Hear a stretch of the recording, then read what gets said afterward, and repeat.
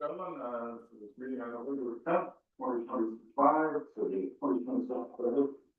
Call the meeting to order. We need a motion to accept the agenda. Moved by Way, seconded by Harris. Any additions to the agenda? Being none, all those in favor? Opposed, that's carried. Do we have declaration of procuring interest? Actually, seeing none. Then move for the business, minutes from, last meeting, if there is any. Yeah. So business arising from the previous meeting, we have Mount Elgin Santa Claus Parade update. And we'll take that on. Go ahead, Adam. The request of Santa, we would like that changed to the 20th at 6 p.m. The 20th of what? December, sorry.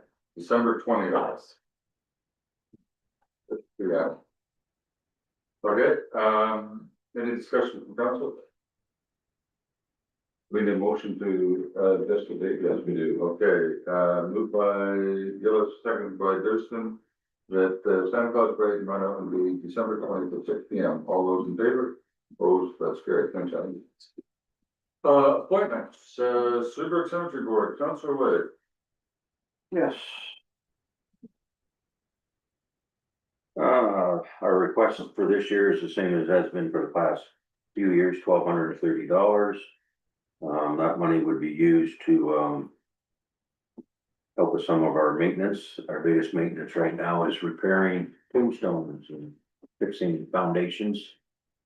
So that money, $1,230 would go towards that. We still have lots of burial plots. There's 31 or 32. Plus we have the columbarium that is still got lots of niches in it. So there's lots of room for growth. So on that, yeah, good. Hey, any questions on that? Councilor Frederick, you're first. No financials provided, so are you in good shape? There were financials. Oh, I didn't go down, there's another, pardon me, just skip it. Okay, Councilor Gersten.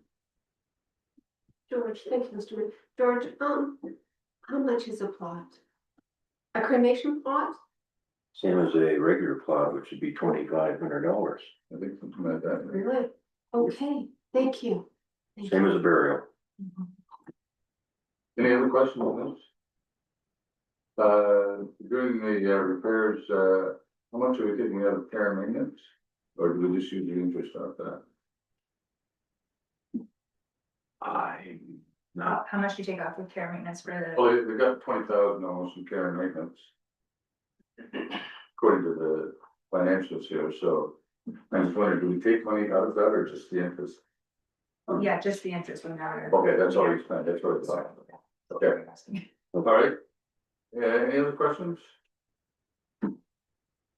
Seeing none, we'll see that as information and we'll be discussing the budget actually later today. It may even come up, so good luck with that, Councilor.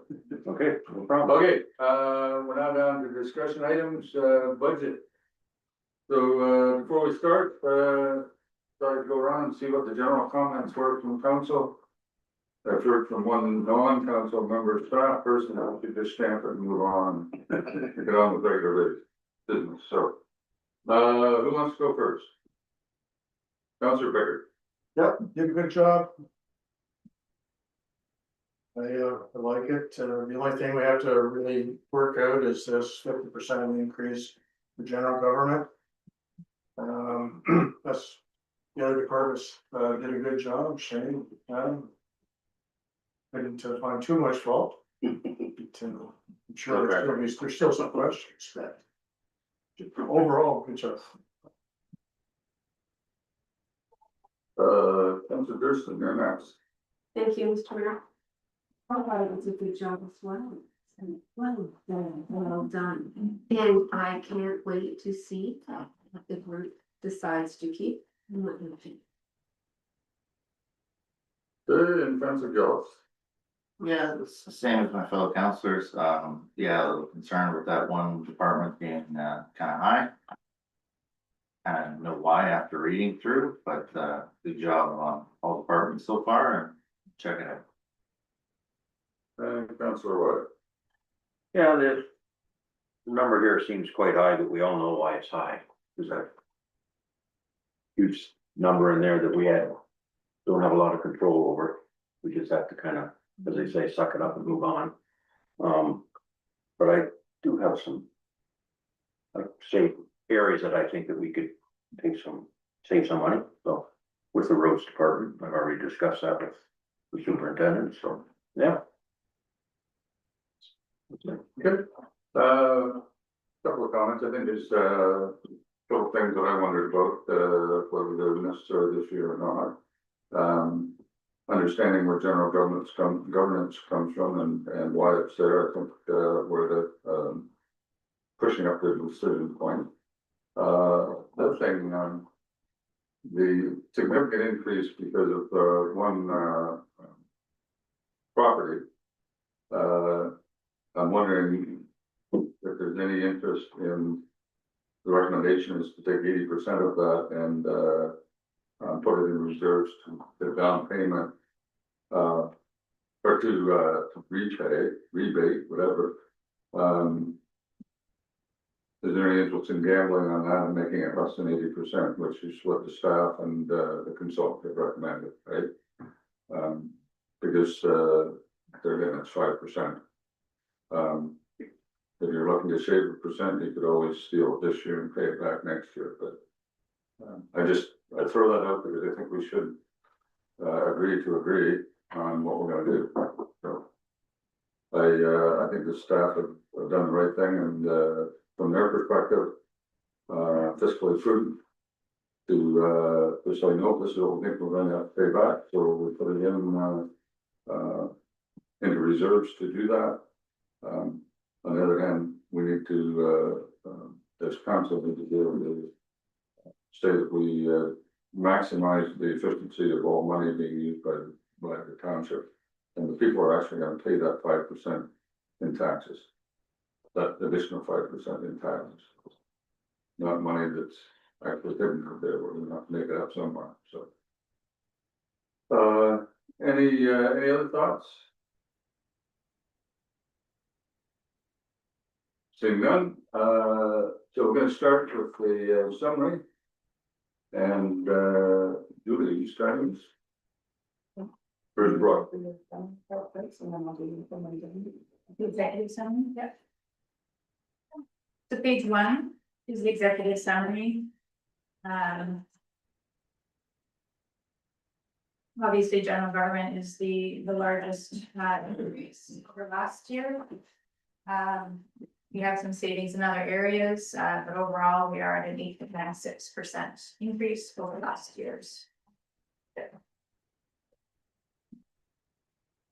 Not much more to add. If anybody has any questions about that.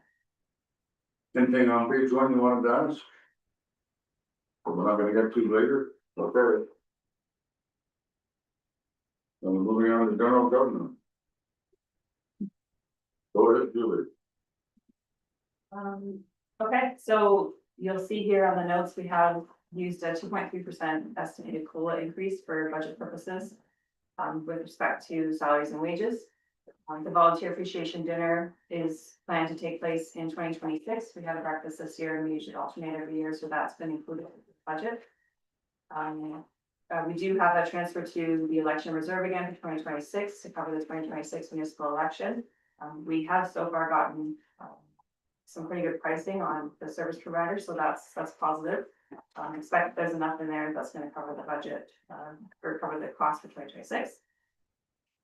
We have increased a little bit the cost of council civic receptions. We started kind of having less lunches during the day and been having longer meetings and been having some more lunches. We have decreased conferences for council in 2026. I've so far only received comments from one councillor that they'd like to attend Good Roads. So unless there's anything else in there, we have decreased this line going into 2026. There aren't any changes here. There has been some increase for professional services in relation to computers for cloud migration to Laserfish cloud migration in 2026, as well as an upgrade to Microsoft Office 365. These are the cloud migration. We We use Laserfish for all of our records management and they are moving to the cloud and we don't have a choice. We need to make this move. We purchased the license last year at a reduced rate to save us costs moving forward, but we do need to make this move in 2026. And the upgrade to Microsoft 365, this is a county initiative as well, so you need to keep ahead of this. We are planning, this is coming from reserves though, so there is not an impact on the levy for that cost. Our township's insurance provider has estimated an increase of 5%, so we've included that within 2026 budget. All of the community grant requests that we have received have been included here as presented. You'll see here we are looking at some options within the office here to accommodate an additional workspace. So there is some fund allocated towards that, to be funded from the COVID reserve, which we do still have monies remaining in. So again, these are initiatives that don't have an impact on the levy. And then we do have costs in here, estimated costs for the new admin building. So it's in the budget now, just so that we can continue to move ahead with those planning stages. But there will still be decisions to come to council as we go through that process. We've included here a potential debenture. And also included in connection to that, an additional transfer to the working capital reserve in amount of about $200,000. And the reason for that is because if we are going to be moving forward with this in 2026, it would be adding those debenture payments in 2027 would be more of a phased in approach rather than adding all of those debenture payments in 2027. Which is the reason we put the additional 200,000 in 2026. And then by the time the 2027 budget process comes around, we would have more detailed numbers on what that amount and what that requirement will actually. That's fine. Let's see. And then as we talked about as well, we do have additional funds being transferred into the tax stabilization reserve, and that's, as we discussed, an anticipated reduction in revenue that we think we'll receive through the town of Ingersoll boundary adjustment agreement. And estimating a worst case scenario of about an 80% reduction, which is where that $480,000 comes from. Okay, I think that summarizes the highlights from there. Is there any questions or we want to go through line by line? What's Start with, any questions in general, general government? Anything on council? No one want to not from council, Okay, I'm just asking. unless anybody wants to. I haven't, as I mentioned, I've only, the one member of council would like to go to Good Roads, so that's what I've included for 2026. Okay. Any other questions on this first 3 or 4 pages? Since there are 2 admin workspaces. The Emily's office being converted into 2 or 3, Two. so that's 1 new workspace, we're losing 1. Yes, So, and 1 additional workspace, one additional workspace, yes. okay? And new office chairs, not for the council chambers, but for the, For staff as needed. If Good. needed. and laptops and monitors. So we have a 4-year replacement cycle for computers. And we have 2 laptops that need to be replaced in 2026. Any other questions? I can keep going. Under grants. We haven't actually voted on any of these. No. So, I'm just wondering about Good for the Soul Music Festival and the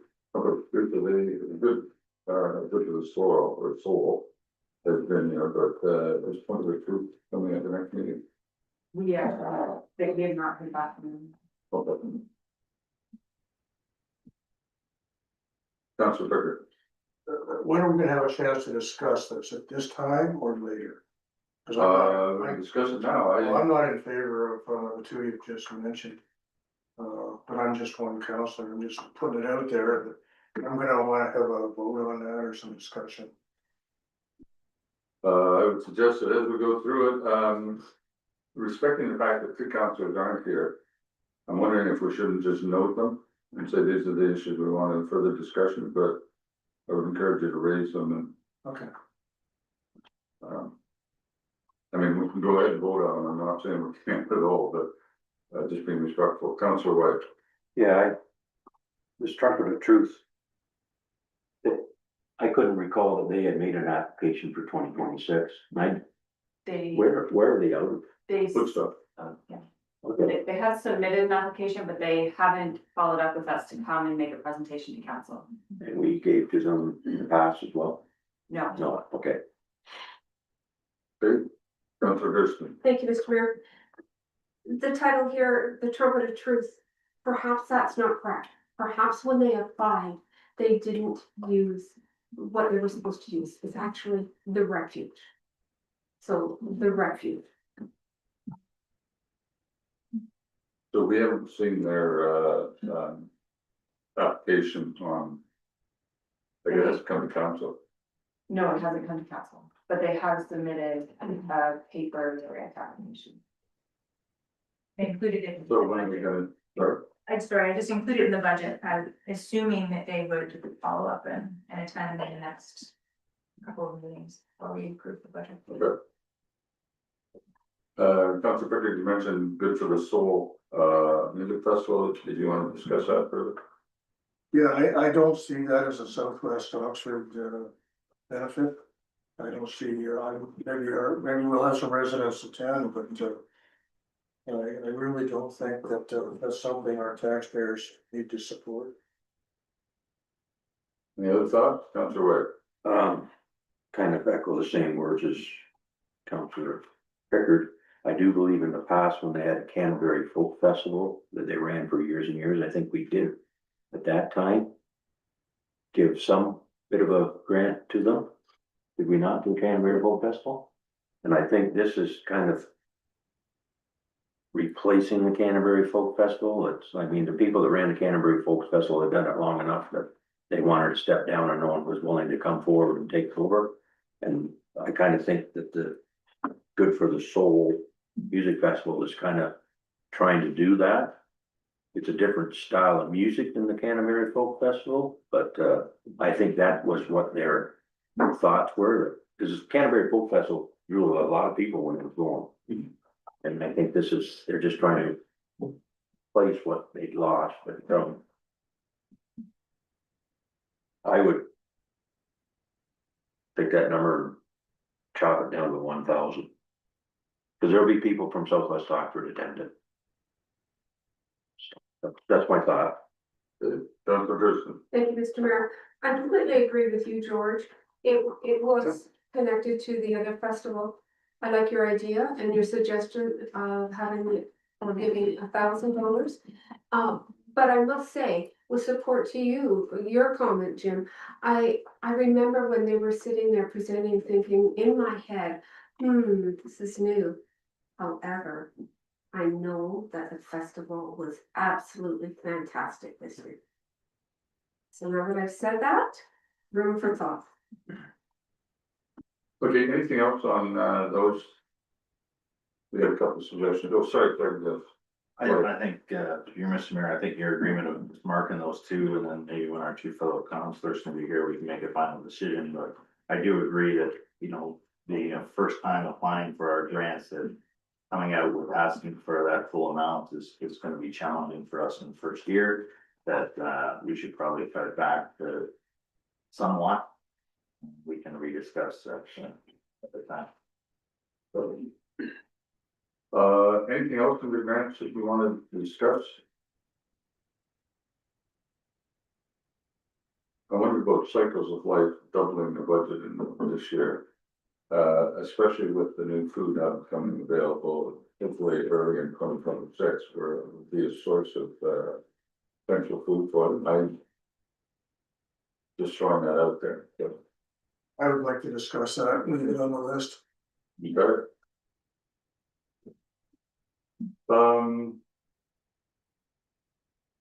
The other one that, another one. Royal Canadian Legion's coming back maybe? Okay, Yes, they are. um. I guess that was, see, I'm not. Didn't wonder about. Anyone else? Okay, oh, sorry, Rob, go ahead. I'm just, thank you, Mr. Chair. I'm just having a difficult time at this point, especially the way our economy is giving full amounts to everyone that's on the list. So, I mean, we'll be up for discussion. Good. Are you suggesting that cut everybody a percentage or Cutting, everyone a percentage or, I'm not so sure how we'll do Oh, that, okay. but so I'll follow the lead. potential cutting? Good. Anything else on that? Page 4, the transfer from reserve.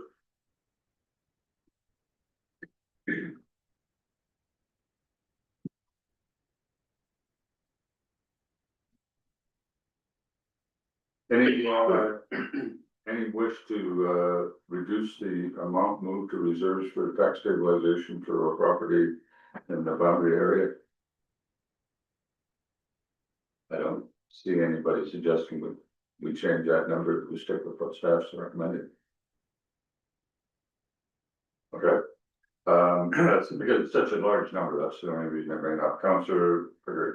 I'd like to ask the treasurer a question, if I may. Would you put full taxes in for the boundary property that we're talking about, so it's. Yes. It's in and then 480 comes out. So there's about 110 or 20 in there. So, Counselor Gillis. I think it's just better to be safe than sorry, and yeah, it's a big number, but. I'd rather us be in a positive position at the end of the day. And I think staffs is betting that would be the best application route, so I think it's the best way to move forward. Oh, very good. As I say, it's a big number, so that's why I wanted to make sure that everybody's comfortable with it. Okay, nothing there, then I think we're on page 5,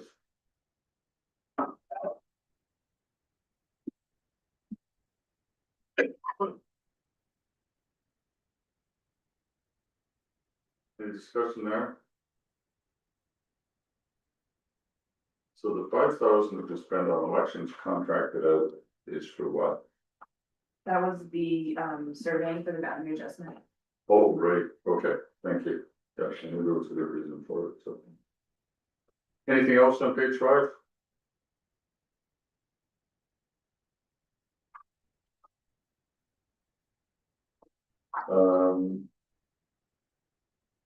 Well, no, I'm looking at, civic reception to increase the funding for council things. Councillor Pearson, you had a question?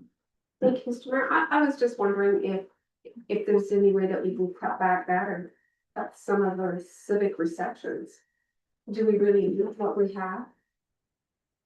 I'm just asking, I'm not saying. What's included in civic receptions for council, which is basically lunch? So it's the lunches, it also includes, there's a portion of the council staff, Christmas lunch in there. There is also some cost for the engagement and forum committee is in there, so some of the miscellaneous expenses that they have and that for events. You were saying, is there anything else? Well, I really don't want, I'm sorry for just learning out here. I really don't wanna do a brown paper bag lunch, however, and I'm not going to suggest it, but, well, there's no buts. Thank you. Any other questions? So Councillor Honorarium is increased by 2.3? Yes, Yeah, okay. Because it only shows a 2% increase in the, so we're just rounding off to the close to percent. Yes. All right. Any other questions on that page? Okay, moving over to the next page, any questions on page 6?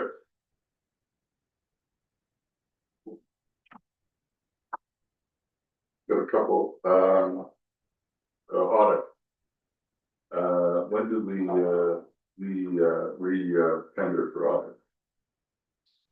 Oh, no, we signed for 2 more years. Which, We signed,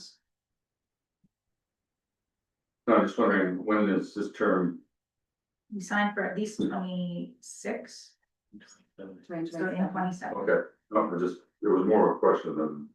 Okay, and the bottom one, postage and courier, what do we think we're gonna be down, that's what about? We're already 4,000 over. I think there's more there this year because of the strike, so they're paying for Oh, more purely their courier service. okay, Councillor Picker. Just the consultant cost of 24,500, I just, remind me what that is. Personal service consultant, 296. 96. Yeah, 296. That's the wage market. Is that correct? Yes, so there's a wage market review happening in 2026. So the pay, there's a report coming to the next meeting on this, but the pay administration policy says every 5 years we go to market. So the last time it was done was in 2021 for implementation in 2022, so 2026 would be the next year that we do that for implementation in 2027. Time flies, seems like we just did it. Yeah. We did, 2021. Good, anything else on that page? Good, page 7.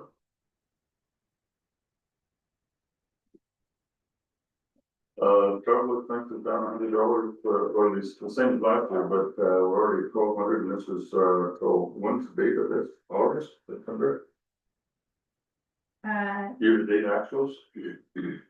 They should be fairly current, we just pulled it last week. Okay.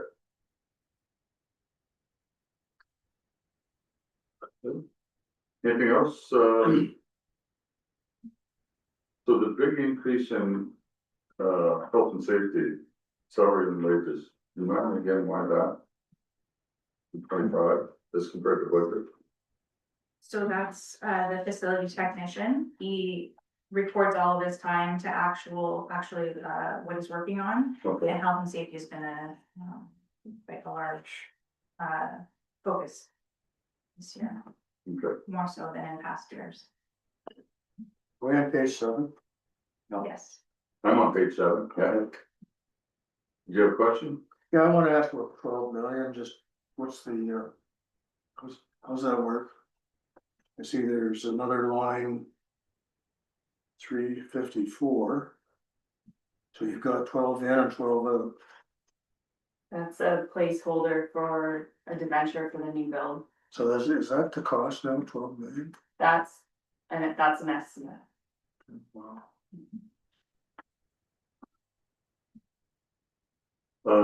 Any other questions? Good.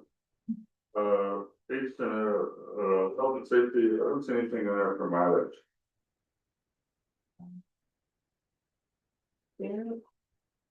Like, Most of do we the bill time, that, or is it, hey, most of the time it's Daryl who uses the tax vehicle. Correct. Yeah. okay. So that's in, public works or somebody else's budget. Okay. Okay, page 8, I'm just.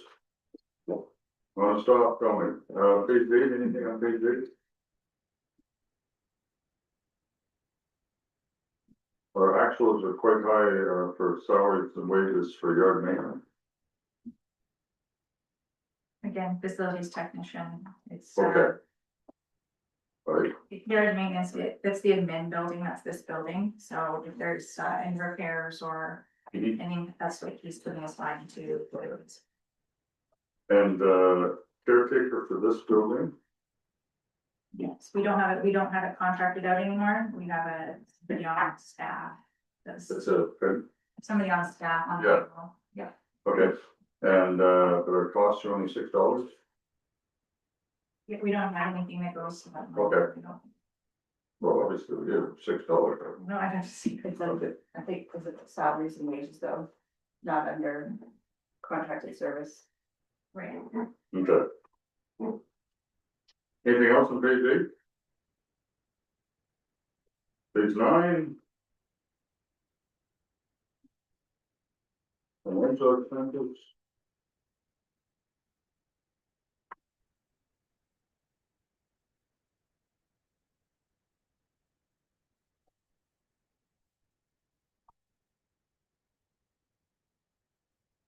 The 730 tax write-off.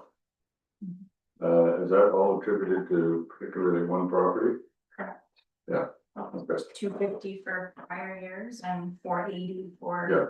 all right, that's future years. what I thought. Anything else on page 9? Okay, then I think we're into health services, reading from, okay, Page 10. So 2026 health services is looking at a slight increase of 6.35%. We have our usual cemetery grant requests. I think we've talked to most of them. And anybody that does not request their grant funds, we will transfer into the cemetery reserve. We've done the last 2 years. Page 11. We have our park committee grant requests. They're down slightly overall. Again, we have 2.3% COLA applied overall across the budget for any salaries. As well, the facilities maintenance technician salary, it is adjusted by allocations for budget purposes. I have put some wage into the health and safety department, as well as the fire hall building maintenance line items, the Durham shop, and this admin building. He does report time by actuals. In 2025, we were a little high on our estimate of cost recovery for the facilities maintenance technician wages. We were anticipating $25,000 back in total. To date, we've only received about 5. So I had decreased significantly that line to 7,000 for 26. Caretaker wages, they are in a full cost recovery position. In the community halls and museum contracted out, that's where we have our lawn maintenance for all facilities, as well as snow. So in 2025 was our first year that we took those line items from each committee and brought them into the township's budget. The tender for grass did not go out until February of 25. It was February. February of 25. Therefore, our number in the 25 budget is quite low. So we have bumped it up to 26. The tender was good for 2 years. And then the snow under this line item is on the Mount Elgin Hall and the Foldens Hall, 2 that are captured under there. The rest are done by our public works staff for the rest of the facilities. Grant requests for community halls. You can see, I think Peachville Museum might be the only one left to come to council. They're working out a few things. Hopefully Stephanie will come in the next few weeks to present their budget. There's a significantly more, obviously, this year. That's an estimated value. She will have a more accurate value. However, I think that's pretty close to what it's going to be. Any questions? Hey, John? So. It's the end of the next couple of pages, and it's the On page 12, other grant requests. We have heard from Ingersoll Minor Hockey, we have Ingersoll Skating Club, they're coming, I think, on the 18th. And I have yet to hear from the Tillsonburg Minor Hockey Association, I have reached out more than once, I'm not sure. They're just busy, I did put it in there in case they do reach out in the next few weeks. Sweetburg Minor Ball, obviously that was a one-time thing, their application in 25. And transfer to reserves, we have increased that in 25 to 150,000, so I continued with that. I think it's necessary, given the projects coming forward with capital. Capital projects this year, and you can see listed below. We've talked about them individually. Brownsville Hall does plan to submit again to the Ontario Petroleum Foundation for the new playground equipment. So the assumption there is that the total cost of the project will be 225,000, and then hopefully receiving 100,000 in funding.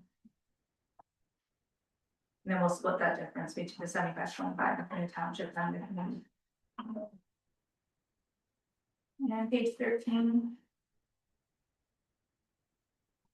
Capital projects continue.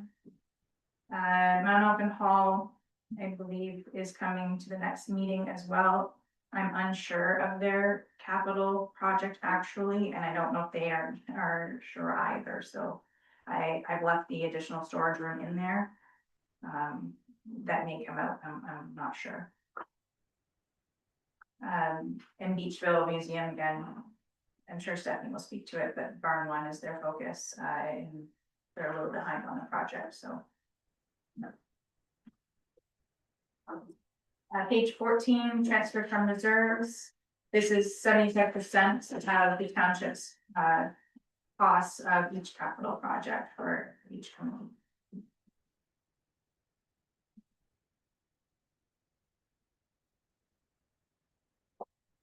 That's it for the summary. Okay. So. Putting back on page 10 then, any questions and comments? What's the? Wondering, I thought, no, Elgin Cemetery was given them that couple $1,000 extra last year for tree removal. Yeah. So I'm wondering why we're still at 8,000 instead of reverting back to the 6. We actually did that in 24, gave them the extra 2, and then in 25, they continued with 8. And then in 26, they're continuing with 8. So are we continually removing trees or? Nope. Man. Should have started on like every other cemetery, but it's an unusually high amount compared to what we've subsidized all the other cemeteries. Councilor Durston. Thank you, Mr. Mayor. Could we have the opportunity to look again at the financials? Or is it, are they in this book? And I haven't reached it yet. Will they send in? Yeah, they came in. Yeah, Like early on. Oh, no, Was she it did, there? right, she did the next one. Yeah, Or she send did in to the next percentage. meeting, sorry, yeah. Okay, so that's one just a little mark. Yeah, exactly, sorry, yeah, she's on the 18th. But I just. All right, anything else, Councilor White? Elm Cemetery, they've never come for I can't recall them ever coming for a grant from the township. Correct? Correct, so every year I put that $1,230 into a reserve for cemeteries. What do you do? And Beachville Cemetery, Mr. Gillis, are you on that committee? Yeah, All right, same deal, goes into the reserve. But the Beachville one was carrying a negative balance. on it. Beachville, I don't put Beachville into the reserve, It pays down their balance. that's right. Exactly. okay. For that. Anything on page 11? I'm wondering if we don't have a Parks and Rec committee, that's not Elgin. Other than grass cutting, is there any other anticipated work they're gonna actually do that? There's gonna be staff that do that. Aaron, go ahead. The only additional cost would be they requested a portable washroom. That one right this past year. Other than that, it should just be grass cutting.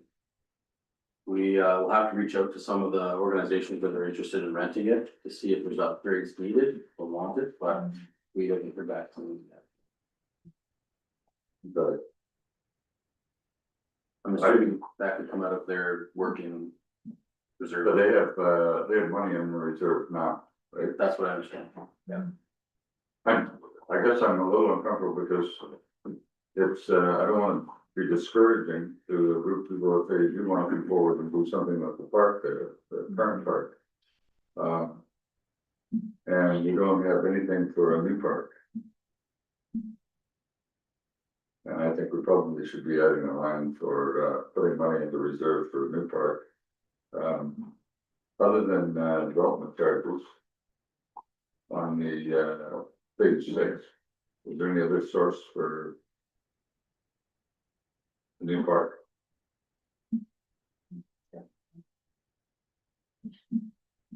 Do we need anything? And if we do, it's just coming out of recreation reserve.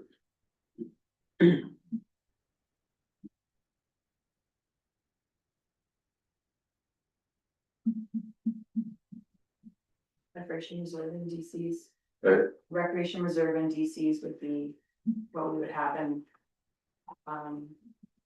We don't have any specific pricing on anything yet or confirmed. No, we don't even have a We, project, right, we just have land that's paid for. right, Okay, but but you can't really move forward if you don't have some Right. source of funding. right. And we don't know what development charge will provide, do we know how much for a house is there?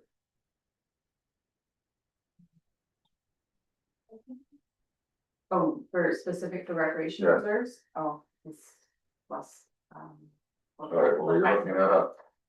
Any other questions on page 11? I just wondering what we wanna do about the new park. But at some point, other than development charges, it's gonna have some funding, Councilor White. Yeah, this question is for Adam on the grass cutters. Is this their final year? Correct. Did you get a lot of complaints with them? Yeah. Okay, No more than our past contractors. But we will look at it again for tendering in early 27, whether we do tender it or if it's time to bring it in-house. For 2026, this budget, it's under the current fund. okay. Councilor Pickard. What's the $5,000 for Mount Elgin Parks and Recreation? Just what is, do we know what that is? I know we haven't heard from them. Well, they don't, the committee doesn't actually exist other than Councilor Nipmuc. Right, I think the rest of the committee got disbanded. And he wanted us to turn it back over to the township. And he's trying to find out over page, but I don't want to be defending us, but we do have money in their account. Do you remember how much they have in their reserve? The 15,000 or 10,000 or something? It's between 15 and 20. Okay, so they have a healthy amount of money if they actually wanted to do something, to get started, right? This is the old part. The new part, we don't have any money at all. And at some point, once the phase 6 is up and development charges are being added, it will start collecting development charges, which will primarily be for that, Parks and Rec, fee for that park. It's approximately $3,500 per dwelling. For dwellings, okay. And if the 2 model homes are building now, pay that. Good. But so we do have some money there. So I guess we should discuss whether we want to put 5,000 more into that account, into their account. At some point, we're gonna have to discuss that, every possibly give us here. But their expenses for next year were, I'm just trying to find it here. Recreation were, grass cutting, yeah. And we pay the grass cutting. We get Right, it. we can pay that. There is no expenses. The Hydro One, They have a little bit for hydro for the ballpark. And they have, repairs and maintenance line. yeah, this year they have about 3,000 for equipment and equipment rental, toilet rental 1,500. Yeah. So there's a couple $1,000s there. I just wondering if that isn't one that. So maybe you sort of. 5,000, 3,000 or something.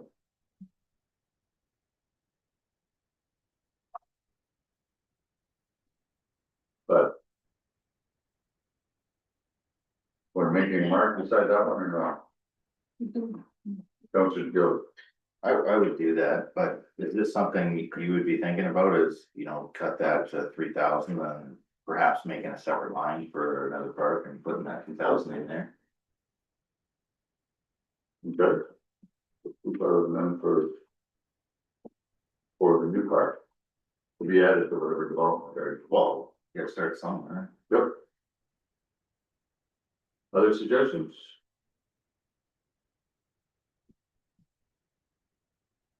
Seeing anything else on page 11? We, live, YouTube, Yes.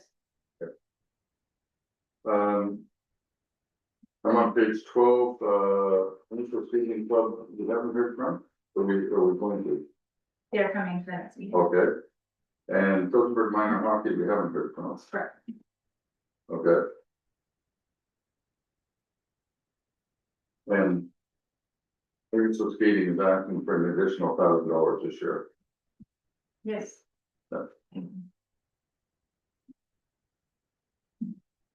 Good, and now down to capital.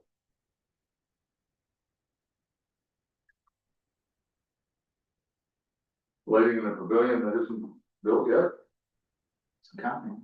It's coming.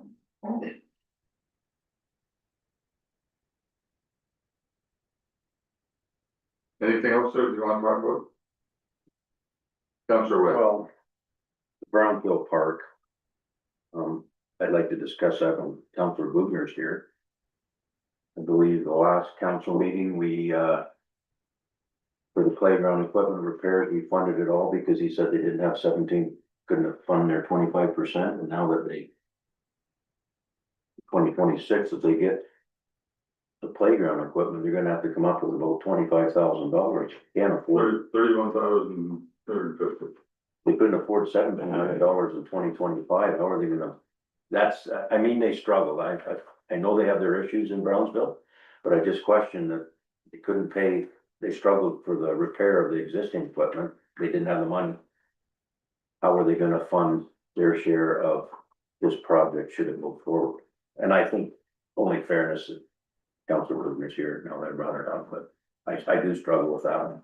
And I know if we don't get the funding from the grant for like Sunshine Foundation, this project won't go forward at all, no. So, but still, it's a big chunk of money for them, and I'm just curious how they're gonna Finance. fundraise for their share. The expenses that they requested us to cover for the repair of the current playground equipment was another factor was just that it was a health and safety concern. So it kind of came back to council as maybe a township, which should be our responsibility. Okay, Something like that. fair enough. Do you want the other reserves?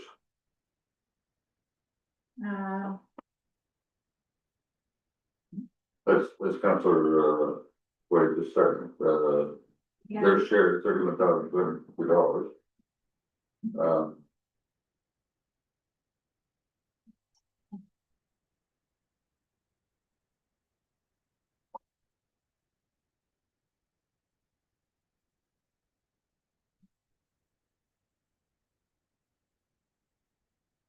so they have in their fundraising account, at the end of September, they had $27,000.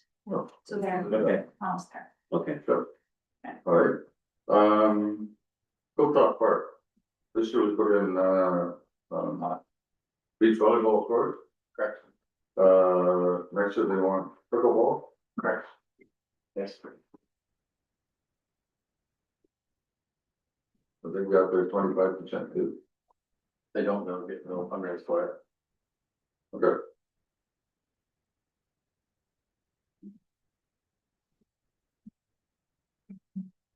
Anything further on that page? Starting on page 13. We'll just come out on all about the, storage room, but then I think they're also waiting to find out what happens to the admin building, find out whether they could take over the library space or part of it or something, whichever.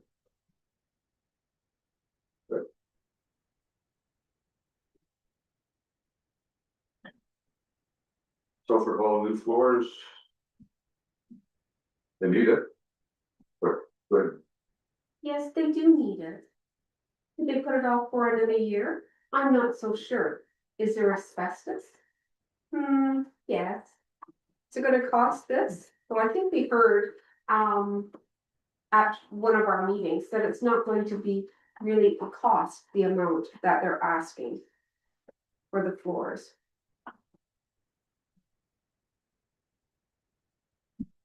The old tiles have survived for many, many years.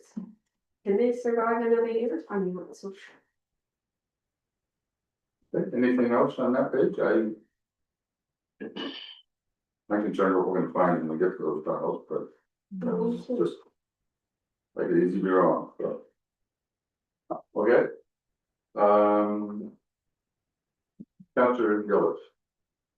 So I guess the question on that page is, you know, this addition to the Mount Hope Hall. Like, there's gonna be a lot more questions come up of whether this is actually needed, and I think.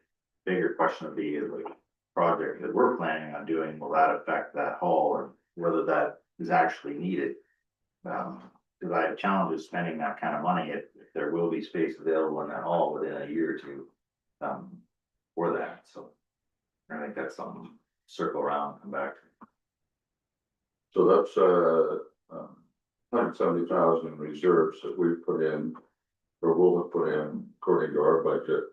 Over this year and last year, 25 and 6. That could go to a new building. Right? And then they would have to rethink how they want to utilize, what they want to utilize. Part of or all of the library space. I just know that they've talked about this for a couple years in a row, and if something was to happen, it's still probably 2 years out before it actually happened. But it seems kind of silly to kind of spend that kind of money and then suddenly have that much more space available. Yeah, I wouldn't push it until we made another decision, so That's what I was thinking.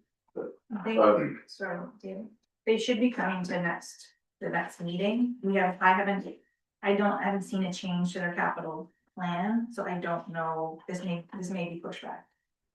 They didn't have a final capital project, that I have seen.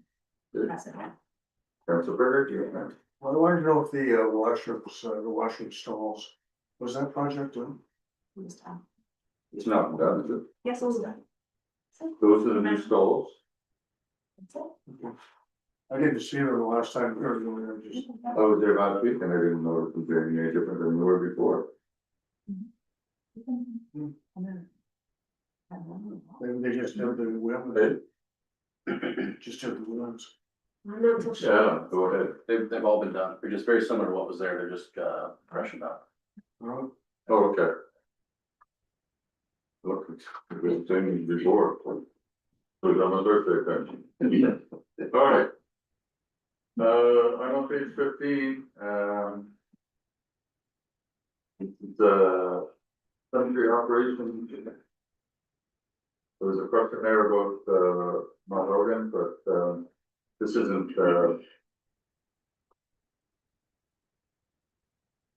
confirmed, right? Anything on page 15?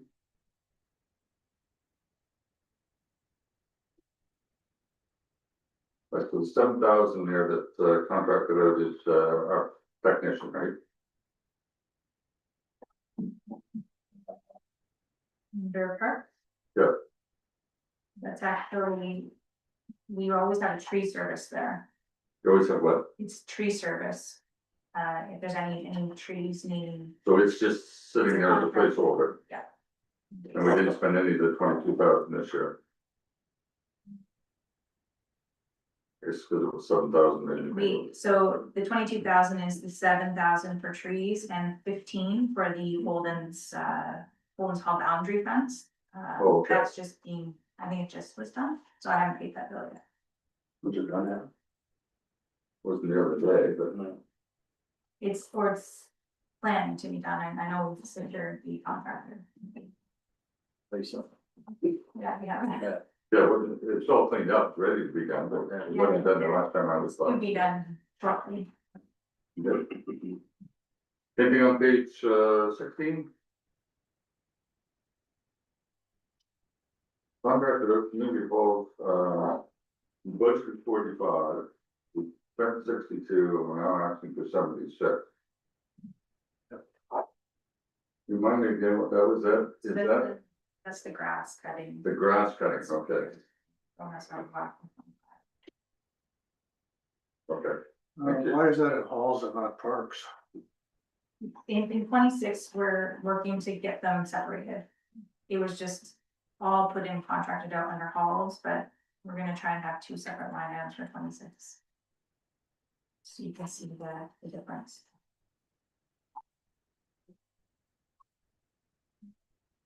All right, page 17, and just stop me if you want, so that on, other recreation operation, other transfers, grants,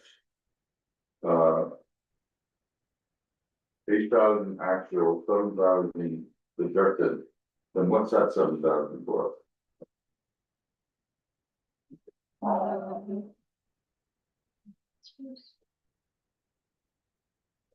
The grants, I'm just wondering, So that's the, hockey, yes, okay, skating and hockey. all right. Good. Anything else on that page? That puts us to, the actual individual, items. Anybody get anything under the Bistro Museum? I got 4 blank pages. Sorry, I meant to put that those were supposed to be blank until we received I know, a report. We haven't received anything from the curator yet. okay. So are you being, making fun of the board there, or being a little bit, no, okay. Okay, I'm on Bistro Parks and Recs. Do we have a firm number for the cost of the hiring? Like you've got a, was it $20,000? Budgeted, it'll be less than that. What's all, huh? Okay, no, you've got a, It was budgeted last year and it's supposed to be under that, so, yeah, okay. You've got a quote for it. yeah. So, okay, Like, if you wanna go over a beach trail, I can, like, I so, don't know, staff wanna put time. is there anything, you want me to highlight? But I want to highlight? Yeah. Well, we're asking for a little bit less than last year, so I thought council would love that, and, no, everything's pretty straightforward there. We just, obviously, kind of pulled the mulch and the maintenance, apart a little bit, from before. Realizing we need a little bit more mulch at the local parks to keep them good, but, everything's pretty good. Councilor Burger. I have a question for Councilor Gillis. Yeah. You spend in expenses fundraising $1,250. Yep. And your income fund is $800. Why would you spend $1,250 to bring in 800? Well, I think that kind of shows kind of different than it does on paper, because obviously, we did have, a lot of donations that paid for a lot of stuff, that we used at the Easter egg hunt. It was our biggest event. Oh, that's the Easter egg hunt? It is our Wow. biggest event every year. Say no more.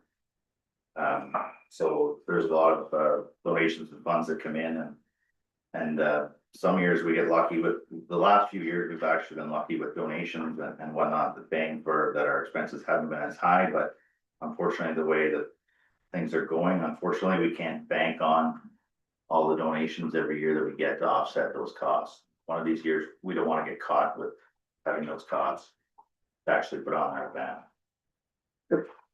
Good, Council Ray, you're next. Yeah. Mr. Gill. Lighting, that's request for 5,000, that's just a new pavilion that's being under construction right now. The new pavilion and there's one of the lights that's no longer working at the tennis court that's gonna need some repair. Obviously, we're also thinking whether that system will need to be changed. I think they're halogen lights, whether we should be looking at LED or solar or something. So I think we basically put lighting as our placeholder this year. And obviously, if it's approved, we'll have to get our quotes and see what we can do. The lighting at the tennis court, wasn't, they're not, solar lights? No. Did we not look into solar lights for the tennis court? Yeah. I thought they had. Solar, it's definitely not solar. So we keep getting a hydro bill there, so it's definitely not solar. Okay. We're gonna get a hydro bill because there's hydro there, so. Whether they're solar or not, I mean, I don't know how much usage it gets, so you're gonna get a bill for having an account there, so. Okay, Okay. anything else on, beach show? Next one's Brownsville, we, wanna wait for that council Whitner, speak to Brownsville, unless somebody wants to raise anything. Okay, I've got Durham Center. Council Gibbon is not here, anything on Durham Center we should be worried about?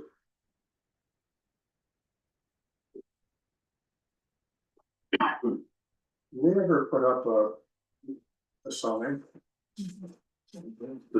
Digging it up? I haven't noticed it, so, okay. Well.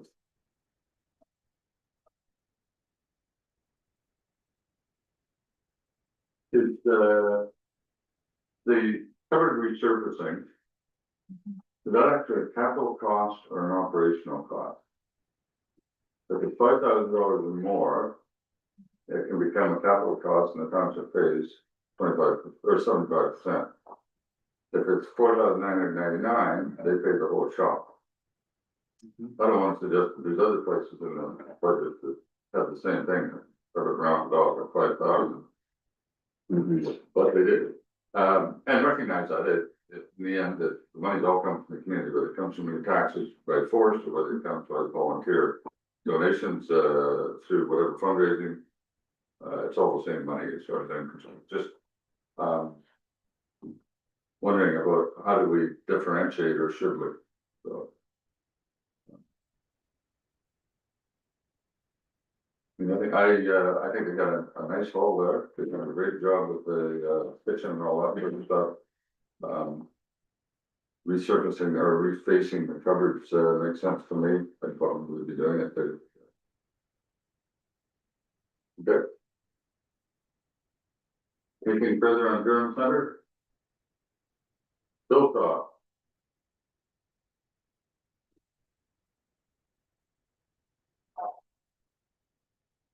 Well, anything there you want to raise? No. I think, Hannah runs a tight ship here and all is well.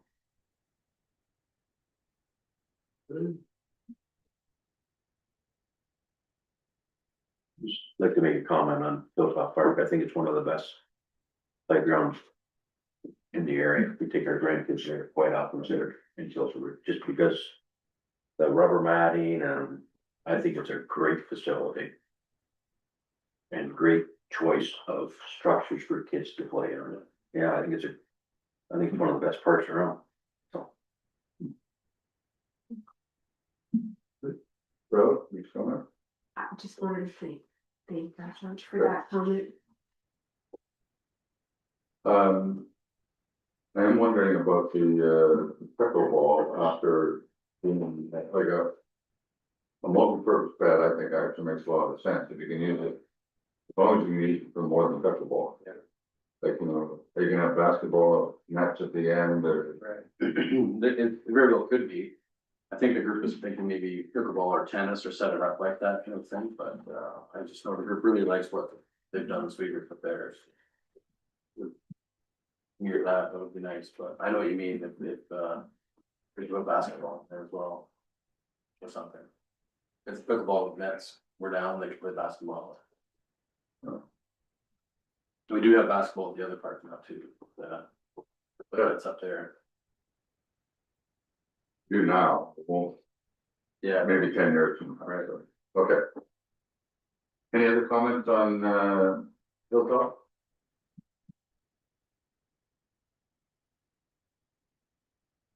Same comment there, restaining the gazebo.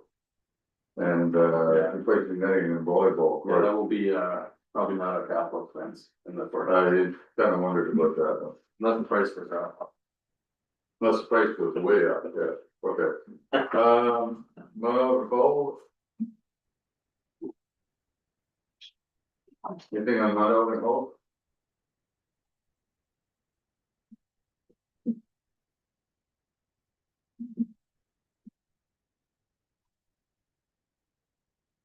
Questions on that? I looked at their capital budget. And nowhere there it says anything about the boiler. And the heating system in that is, what, 40-some years old. If they're not putting money aside for it, I think you probably should be, because we know it's not so whack money to replace whatever we do there. That's one where I almost think we should be putting money aside, whether it be here in the recreation reserves for that boiler. I have no idea, Adam, do you, or any idea what it would cost us, but Did we not, I thought we submitted quotes for that to the energy committee. From Rick's, I'd have to go back through and find that, but I'm sure we went and got quotes for that boiler. And we presented it to the energy committee already. and Jim will tell us the number is. So You could do one. I think we talked about it. Yeah. And and then we had the discussion about would we replace like for like, or would we look at is there other, you know, is there other alternatives that might end up being cheaper over the long run, so Councilor Bigger. I think the conversation moved to hiring Walter Fetty to do an analysis as to what would be the best route to go, whether it was geo or to replace the boiler as a boiler. So I think that's where it was left. Yeah, I think we're in that process, Councilor, go ahead, Adam. Yeah, we did receive a quote on it. It was at one of the agendas there for the energy committee.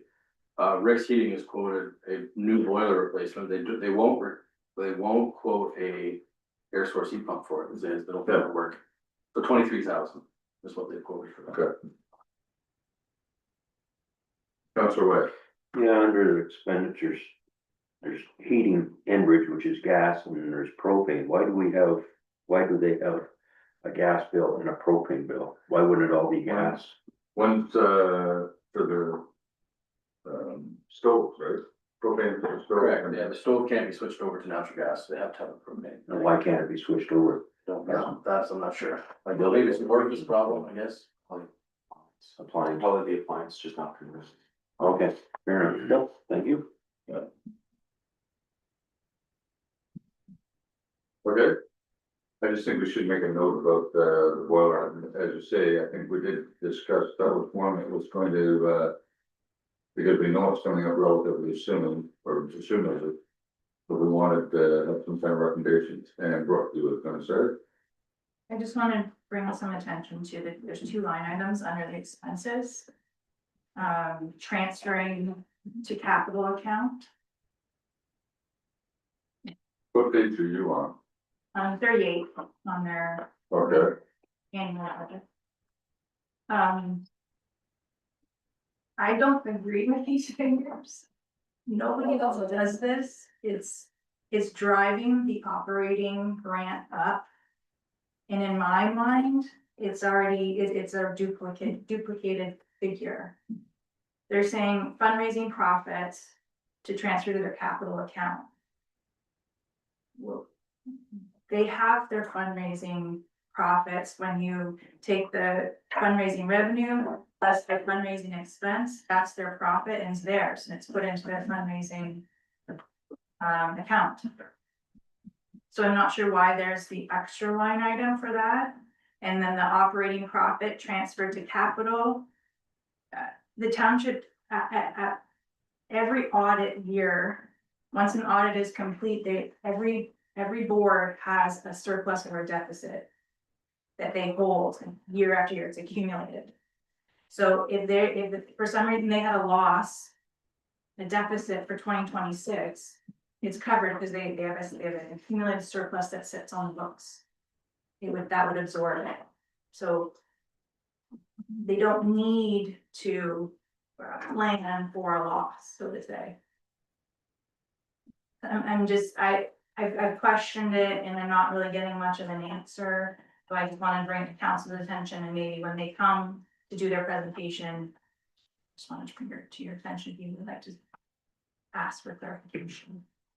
Councilor Pickard. So what this amounts to is that when they do their capital request, we will be funding the 75%, but we're also under the table funding the 25%. I brought that up with George a year ago. They're continuing to do it.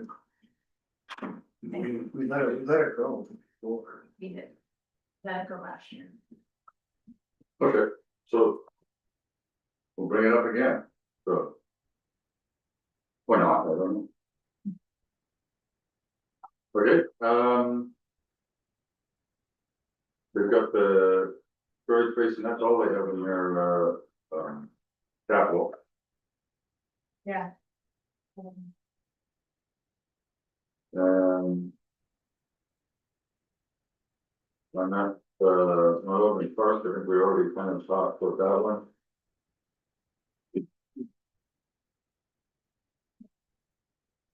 Did we make any, progress on that? That's hot. We moved 2,000 out of their request. Put it into the new part. New part. Okay, But like, go for Lowell. I'm producing, you're on my hot seat now. Oh, Any comments? no comments on page 46. I would, however, like to take it to making page 43. It's one more week. Sorry, 47. Yeah. 47, I'd like to make a comment about replacing the heating rods. Apparently, according to Rick's Heating, it's not needed. If it's not broken, don't touch. Because they've done such a wonderful job up to now, and they probably will continue on for more years. Okay, the thing is, if they do a local study, if we do decide to do an audit on this, this is another one that I would look at, because I think it is a system that is well tool, and that's how efficient it is. And while it may, it may be old, but not everything that's old needs to be replaced. Councilor George. Little question on that, obviously, when you talk about the heating rads and whatnot, and doing the floor, like, you do the floor, and then a year or two later, you replace the heating rads, like, is that gonna have challenges with the floor, or just where they're sitting, or is that gonna lead to problems in the future, like, planning ahead for one and the other, like, Coordinating that. well, that's what I'm kinda thinking, I don't want to put a new floor in, and then friggin' have to wreck part of it to change rads out, but like, it would be optimistic, I'll say, that the rads are gonna last another 5-10 years. And then, yeah, it kind of makes sense doing the floor now, but if they're, their lifespan, so they decide that they wanna be non-working, it's, seems like wrecking a pretty good asset, so. I think it's just a little bit of planning there, so committee will have to look at that, I guess.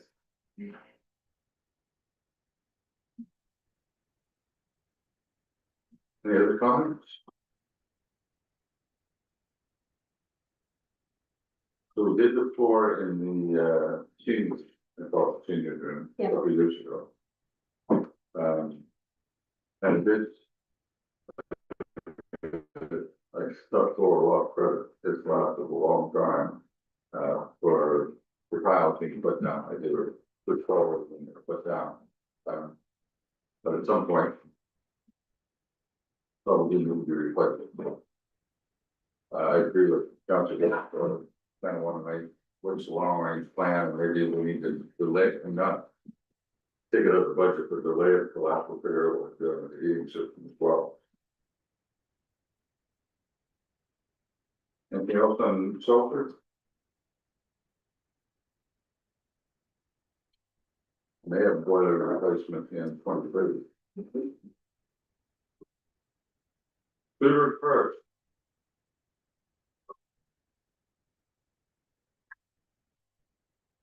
You know, the request is down, basically because of the year before we had to pay for a new drain. The tiling was done.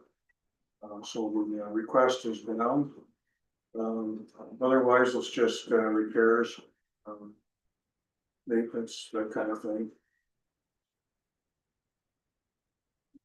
Any questions or comments there? Playground equipment is, the old equipment has been taken out. It was deemed non-repairable and health and safety issue, so Adam and his crew took the old playground equipment out at the ballpark, and Jimmy wants to replace it. It's just gonna be replaced with similar items to what's there now. That's why it's 60,000 and not 225,000. And we're pushing the Lions Club to no funding. Next year, they want a batting cage. No controversy on that one, but we'll see. But. We don't show anything for fundraising. They don't do any fundraising. They don't show anything for donation people. Wondering where the 15,000, 25% comes from. Comes from the Lions Club. They have a pretty good bank account. I think they have 20,000 in the bank. The Lions has already approved it, subject to council approving the 75%. So it's one of the advantages of having an active service club, I guess. 15,000 is not a problem. But there was a problem, what I was wondering kind of out loud is, at what point does it become a other source of funding? Like a Trillium grant? And we should. I mean, I realize the Lions Club is fundraising locally for local things, I get that, but, the fine line there, for that funding and Trillium grant funding or other provincial grant funding, like exterior that isn't specific to the actual entity, i.e. the park. It is not. No, as I say, so then it is similar then to a Trillium grant or a. Yeah, the only change, the only difference is. The park committee has Lions Club members Yeah. on. And so they're saying, hey, we do enough fundraising in this community. You know, we're not gonna do any more. So it's a gray area. Yeah, and that's what I said, let's recognize that, okay. As I said, it's still local money being used for local funds, so. Okay, anything further on Seabrook? It's still, money from the township that was contributed. So, I think we're at full. Absolutely, any comments you wanted to make? Our request, 5225 is the same as, for 26 is the same as last year. If you go through, you'll see that, in expenses, we have fundraising for 1,000. Our fun day that we hold in June is not really classed as a fundraising, it's more just giving people out and letting them come to the park. And we do get donations that day that come, will kind of offset what we spend to put the fun day on. So that'll be in June. This 2026, we didn't have the music in the park in 2025 because we thought it was time to maybe look for different entertainment. Increase the quality of entertainment. And we have found that to get a bigger name, you wanted to do it in 2026, we should have been booking them in 2024, so. We're still working on maybe in the fall. We haven't heard back from some of these groups. So we can't do it in 2026, we hopefully have a bigger name in 2027, because that is a really good fundraiser for the community. I mean, it's from the same group of people since we've had the music in the park, and I mean, I'm not questioning their talent, I think they're great. But I just think maybe we need to just upgrade a little more. There were some names, I won't mention who they are, country western names, Canadian people, but their cost is gonna be a lot more, and well, the cost of more, the tickets will have to be more, so that's pretty simple, but.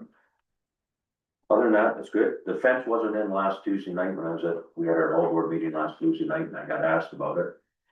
And I think Adam told me that it'll be in the first 2 weeks in November, so hopefully this week it'll get in. And I believe Adam told me the cost was less than what we had budgeted for. Yes, Yeah, so, that was health and safety expense. yes. Who's doing it? Question. I worry about.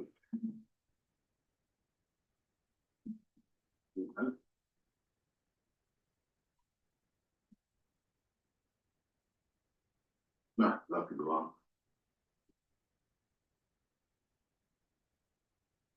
I believe the company that did the one along Sweaver Road was asked to do it, and they were upfront and honest, but it was gonna be a challenge to get it done this fall. So, That's Yeah. the group that Burgess, so. Better made fence and deck, what is it? sorry, better made Oh, fence that's, and deck, $7,400. That's, Mike. Okay, He's the guy that repaired the fence already. Okay, And that's Mike Hay, okay. yep, $7,400. I think we budgeted 14, Yeah. 15, yeah, so. Hopefully it'll get done this week. Anything on the operating? Anything else on operating, me? No. Anything on capital? We're looking for some painting and upgrades interior and exterior.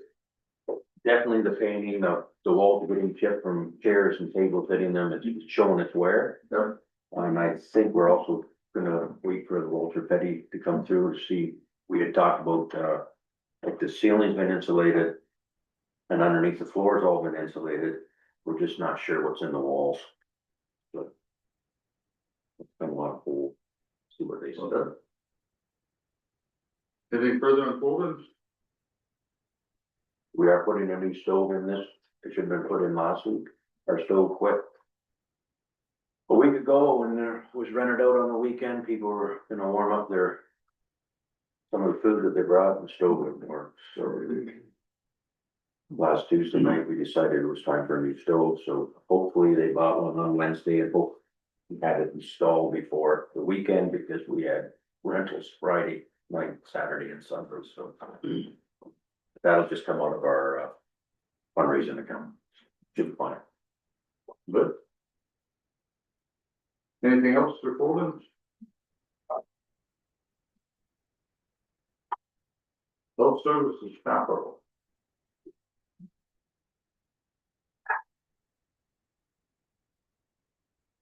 So this is a view of, Summary, capital.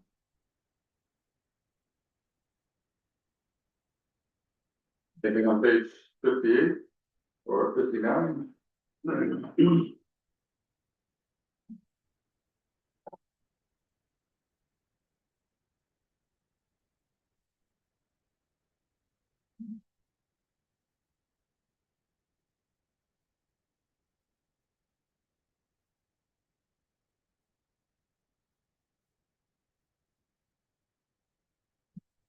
Councilor Frederick. Oh, pardon me, I see this is 2027 I'm looking at. That question can wait. A year. Well, what were you asking at that? Well, maybe, so good.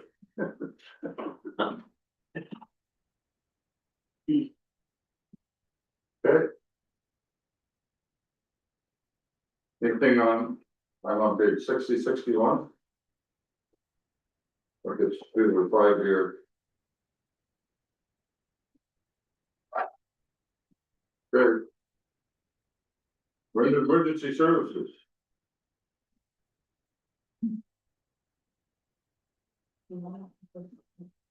Oh, all right, duties is preparing for free. Oh, they got it all pumped up and now we're. Bigger. Take a 5 minute break. Eat well.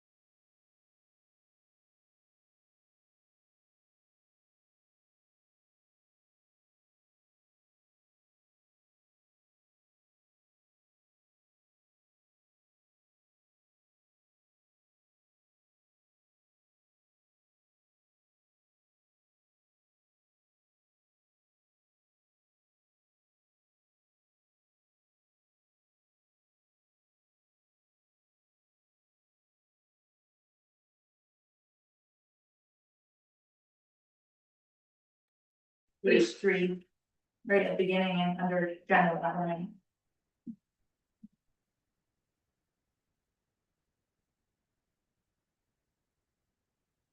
West Oxford Hall isn't on there either.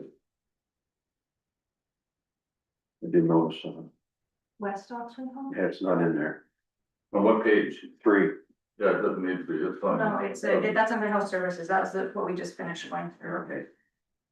They wanted 4,000, Yeah, I've got Rotary Club for 4, sorry, that's my fault. so, Oh, for sure. $4,000 Oh, okay. Rotary Club requested. So that's under the community grants section. so the Rotary Club donation. I think we should be asking the food project to see their budget. Because I think Councilor Pickard commented at the last meeting is that we don't actually make donations for people who are doing fundraising. We make donations to projects that we want to support. So I think, and I've talked with them a couple of times about it, and I'll call or reach out again today or tomorrow and find out about the budget, because I think the Rotary Club may well in fact want to finance the energy costs or utility bill or whatever.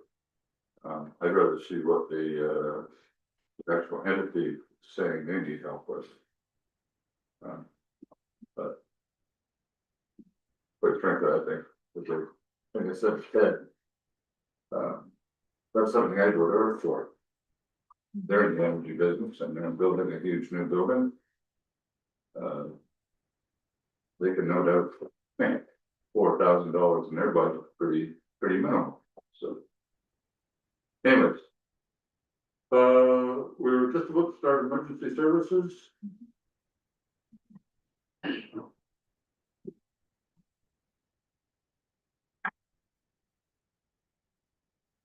So. Jane, you ready for this? This is your first budget. Jane, we'll go gentle on you this year. No, we won't. I appreciate that. Thank you. I just wanted to think that this is gentle. Yeah. So, it's a pleasure to present my first 126 budget, to council. I'd like to thank Brooke and her team for all the work and guidance that she's done along the way. It's appreciated. Council will note, proposed increase for 2026 of about $38,676. It's about a 2.43% increase, which aligns with the cost of living inflation. As with every year, council will undoubtedly recognize some common themes and budget pressures across all departments. So inflation, rising costs of goods, increased insurance rates, increase to base rate of 2.3% for COLA, some modest growth related pressures, and some increase that to reflect the 3-year actuals. So some of the numbers were aligned to actually reflect the actuals. Council will also notice some equipment replacement costs due to missed replacement schedules in the past, and that's usually due to some of the recent turnover at the chief level. In addition, council will notice some incremental costs for things like annual uniform allowance, work boot allowance, hourly rates for Thursday training, and mileage expenses as well. And as well, there's a pay for online training. So a lot of our training is transitioning to online, so you'll note those. We continue to maximize grant opportunities. We have the community emergency preparedness grant that we've submitted for again for the generator for Brownville's, the community hall and fire hall there, as well as the fire protection grant in the amount of about $49,500 for some bunker gear, washers and dryers. We continue to maximize revenue through our MVC false alarm and file searches for cost recovery. And really, that's kind of a high level overview, and I'm happy to take any questions that you may have. Good. Page by page, any questions on page 62? 363. Well, two gear dryers and one gear washer. And so We have that's, washed them, not over now. yes, just to be clear, so we had the the fire protection grant. It's very specific on what you can spend money on. It's relative to cancer reduction strategies. So we went with two gear dryers, one for Brownsville and one for Mount Alvin, and then another washer for Brownsville. So what do we got in Beachville? We have a washer and a dryer that the association has created in Beachville. Okay, And we also have the recently purchased decon washer there that was funded through the same program last year. okay. So this is basically bringing all three halls up to the same stand, like all that washers and dryers. Yeah, there's two schools of thought. Either you get everybody two sets of bunker gear, which is quite expensive, or you outfit each station with a dryer. These gear dryers we're looking at will dry 8 sets of gear in about an hour. They're heated units. So the idea is to turn around the gear faster, clean it and wash it faster. So the gear washer for Brownsville Station is significantly larger than the current one. So it will wash up to 4 sets of inners or outers at the same time, so just more efficient to wash the gear, get it back in service. There is a risk that if you don't have gear, you can't attend fires. That's the way it goes. So I, obviously just trying to learn a little bit about this. How are the, dryers powered? Like are these gas dryers or electric dryers? Electric. Okay, so we have electric capacity there for that? Yeah. Okay, and water capacity for washers Yeah. and actual room somewhere to put these? Yep. Yeah, okay, Yeah, so the idea would be again, just to turn over the gear faster, so we can wash it after, they attend calls or whatever, we can wash it faster, at each station and get it back into service, more quickly. we're replacing 8 sets of bunker gear. How many of those are for new people that don't have bunker gear? How many is to replace 8 worn out sets of bunker gear or pass their life down? Yeah, so we life cycle gear, it works out to be about 8, so you'll see that too in the capital, we started to flatten that out, you'll see it was up and down, so we started flattening it out, and we replaced 8 sets of bunker gear every year. So that will, I mean, it's good for 10 years, so that's roughly 80 sets, it leaves us some to spare, but it also, not everybody is the same size, so when you hire people, sometimes, you know, you can't repurpose gear, it's only good to be resized for about up to 4 sizes, so if it's any larger than that, they can't do it, or any smaller than that, and it is very particular to make sure it does fit you well.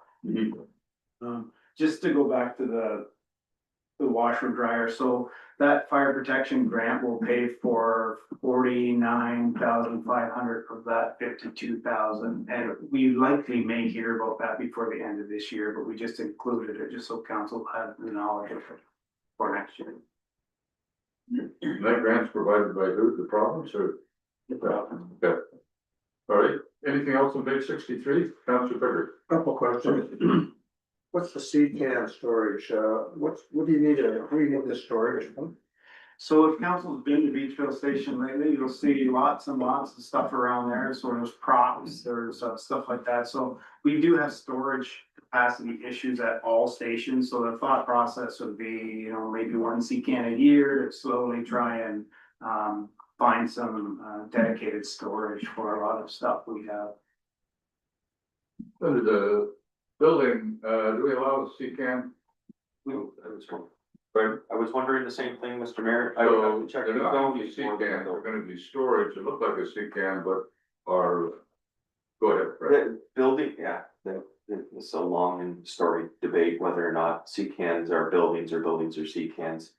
In my approach to this question is the minute the CCAN becomes facilitated with services and is conceptually stationary, locked to the ground and provided with access to occupancy on a continual basis, it's now morphed magically into the building realm rather than into the CCAN. Like it's not like someone's gonna pull up with a tilt load and pull this thing back off and stick it on a shipping or stick it on a ship again. Once it's been meaningfully converted, then it's a building, or at least it should be provided for as a building. That said, I don't think there would be necessarily any issues or concerns that the building department would have with that type of a conversion of those. Except that we do have issues when the public do it. We want So to we need read this, so this isn't opposed to the CCAM. It's, we need to make sure that you two guys figure out the right way of doing it.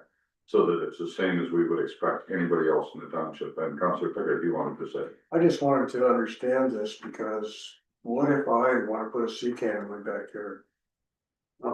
we would have to have a conversation. It would So depend I- upon the site specific zoning, to be perfectly honest. Julia wants to, and in there. Yeah, we do provide for it in our zoning bylaw, and 2 of our fire halls under the zoning bylaw would be permitted based on what we allow in our zoning bylaw. In residential areas, CCANs are not permitted. You have to apply for a zoning amendment if you want to have CCAN. Right, it would depend upon, if you were agriculturally zoned, Councilor Pickard, then it would, there's some interpretation to be had there under the zoning bylaw, but purposefully residential purposes are conceptually not supposed to be Could I used. grant a sea can?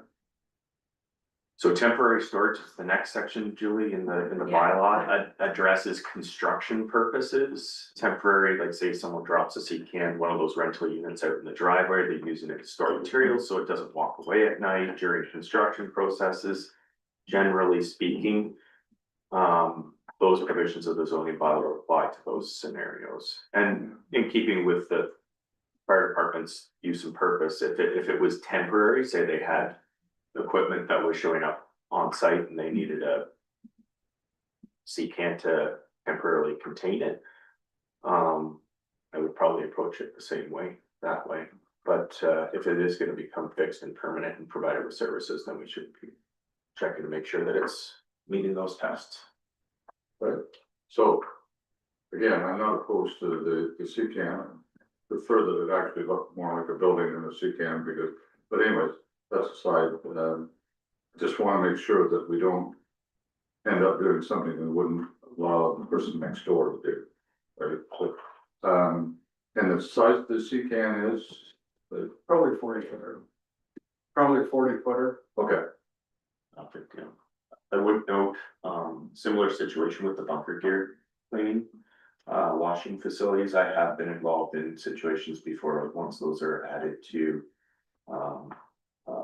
Fire stations with, provision of sanitary sewage disposal by way of private septic. And sometimes there is some considerations that you want to make sure that you have appropriate pre-treatment before it discharges to that private system. The amount of stuff that does come off of them can sometimes cause issues for septic systems, so. so it sounds like a staff conversation led by the CAO, good. Councilor Pickard. A secondary question on page 63. Portable radios, 30,000 plus 6 bank charges. I don't know what bank charges are. So, through you, Mr. Mayor, to the councilor's question, so basically it's a 6 bank charger, so you can put 6 portables in it and you can charge 6 portables at the same time. Oh, okay. Good. Anything else on that page? Councilor White. Yeah, bunker gear, washing, and the bunker gear in general, you said they're good for 10 years. Bunker gear, yes.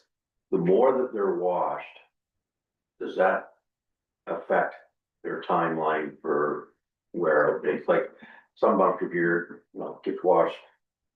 Like any clothing, the more you wash it, it just gets worn and takes.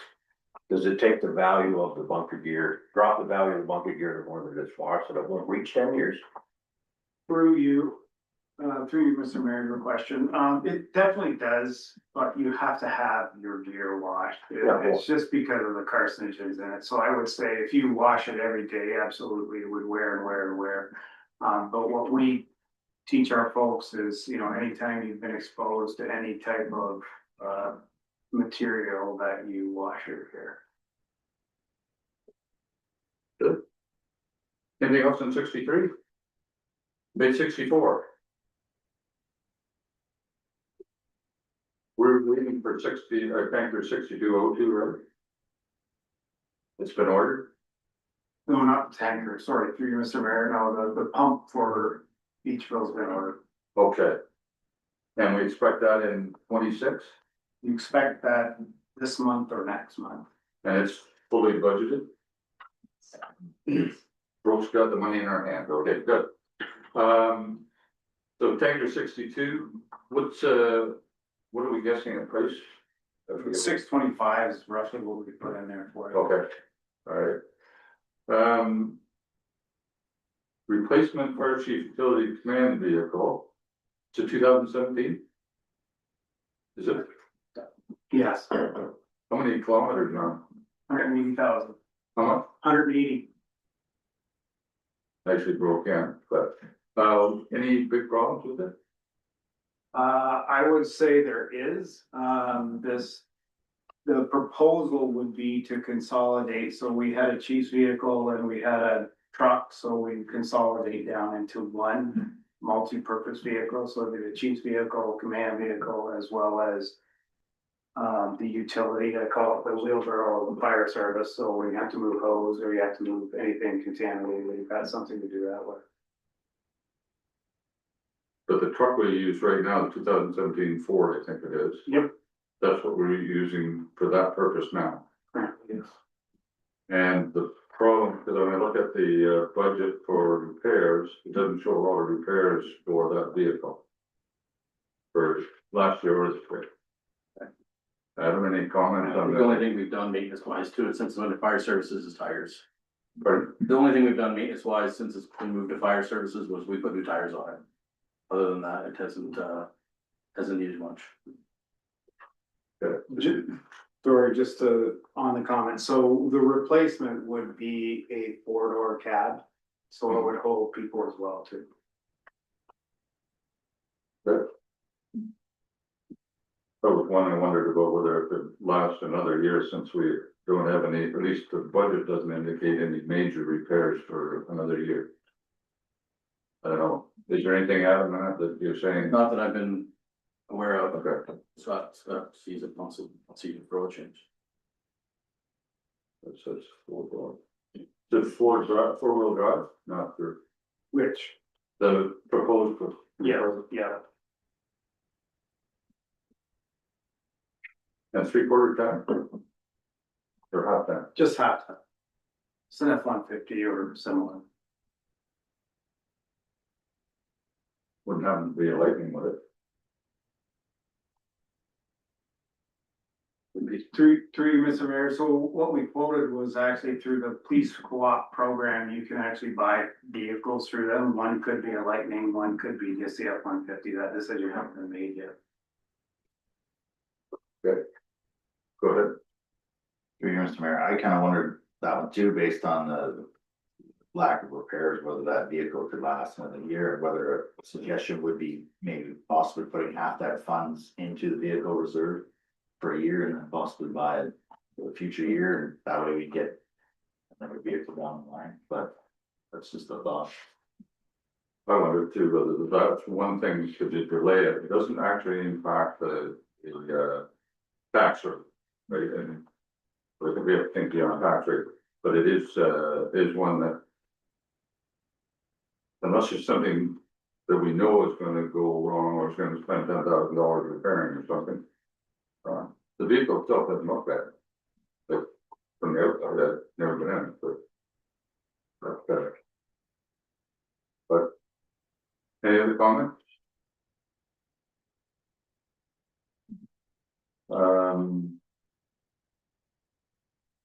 Cracked steel line parking lot 3, is that simply patching the cracks in the pavement so that they don't get worse? Through you, Mr. Mayor, yeah, you'll notice that this year there was some monies, I think there was 2,500 for crack seal and 2,500 for some cement for that station. When I quoted it out, it was more than that, so we didn't do that work this year, and then we just upped the budget for next year. But basically, yeah, just to freshen up the parking lot at Station 3. So we having problems, I don't know if you were out, but we having problems in the truck area of the parking lot or in the, more of the parking lot?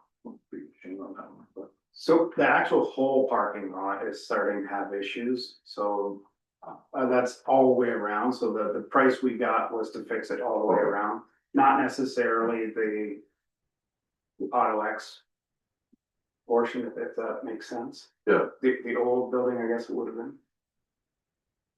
That it doesn't actually get, compared to roads, it doesn't actually get that much traffic in a day or a week or a month or a year, right? Like, compared to the road in front of it, the amount of traffic, I realize the trucks are heavy, but they're no heavier than the trucks going up and down the road in front of it. And that makes you sort of say, was the pavement all that great when we started? Or should we have done, you know, thicker layer of pavement? I don't know, I don't, yeah, any comments on that? Yeah, I mean, all asphalt cracks eventually. Yeah. It's like concrete. It's definitely just preventive maintenance if if it's cracking, it does seal it up, takes water out of it, freezing, busting, so it would make it last longer. Yeah. Yeah, I'm not opposed to repairing, I'm just wondering, is this an issue?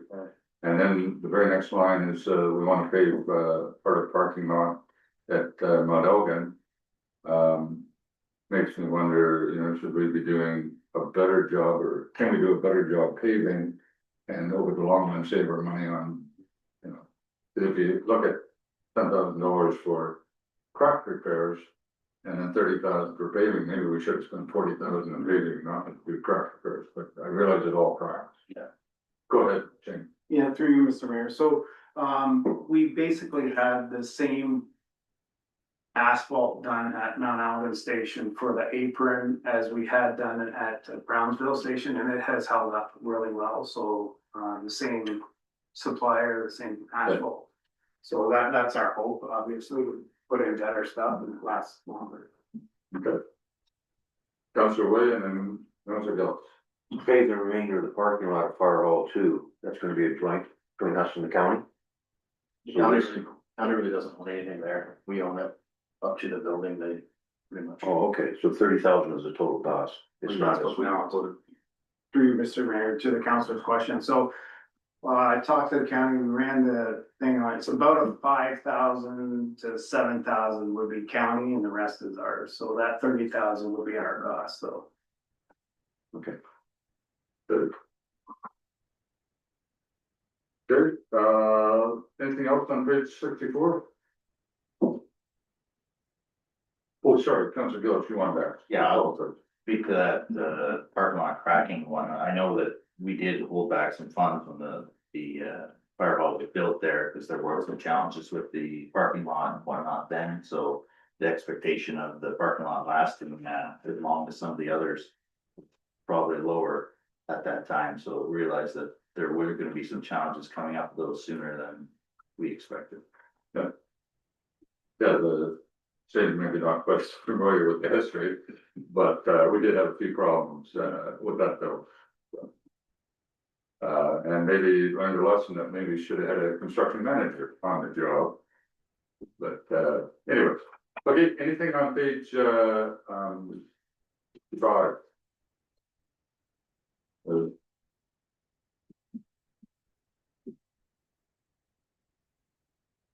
Possible funding for the generator, we applied last year, who did we apply for? Or did, This is the emergency management or emergency preparedness grant, and we weren't successful, but we've reapplied for it again this year. We hope to know by March whether or not we'll be successful with that.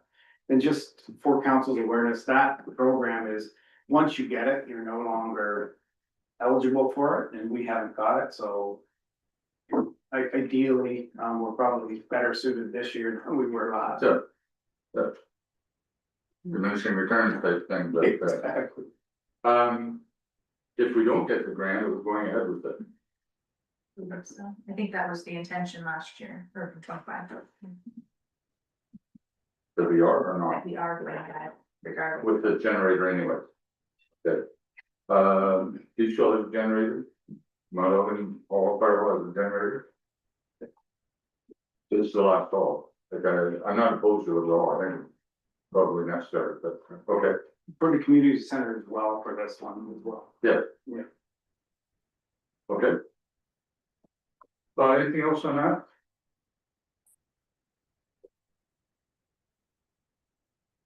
Okay, so the note on, or just one of the notes on that is the, talk about the potential to keep truck up over another year, so.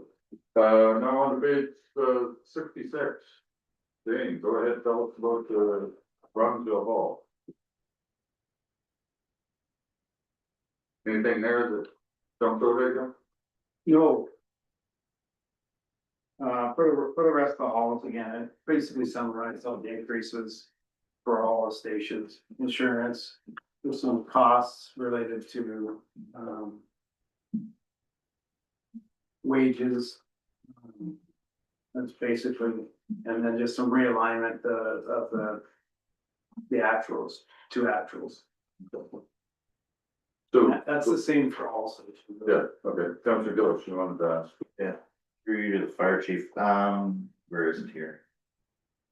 Line 392 traveling expense, just, I know on all three halls it shows up and it hasn't been used a whole lot in the past, like why is that gone up? Yeah, through you, Mr. Mayor, the councilor's question, that's a great question. So, one of the, things we realized when we got here was there is no, fees right now. There is no mileage for firefighters when they do anything, whether it's responding in a personal vehicle or whether it's going from station to station, picking up stuff, dropping it off.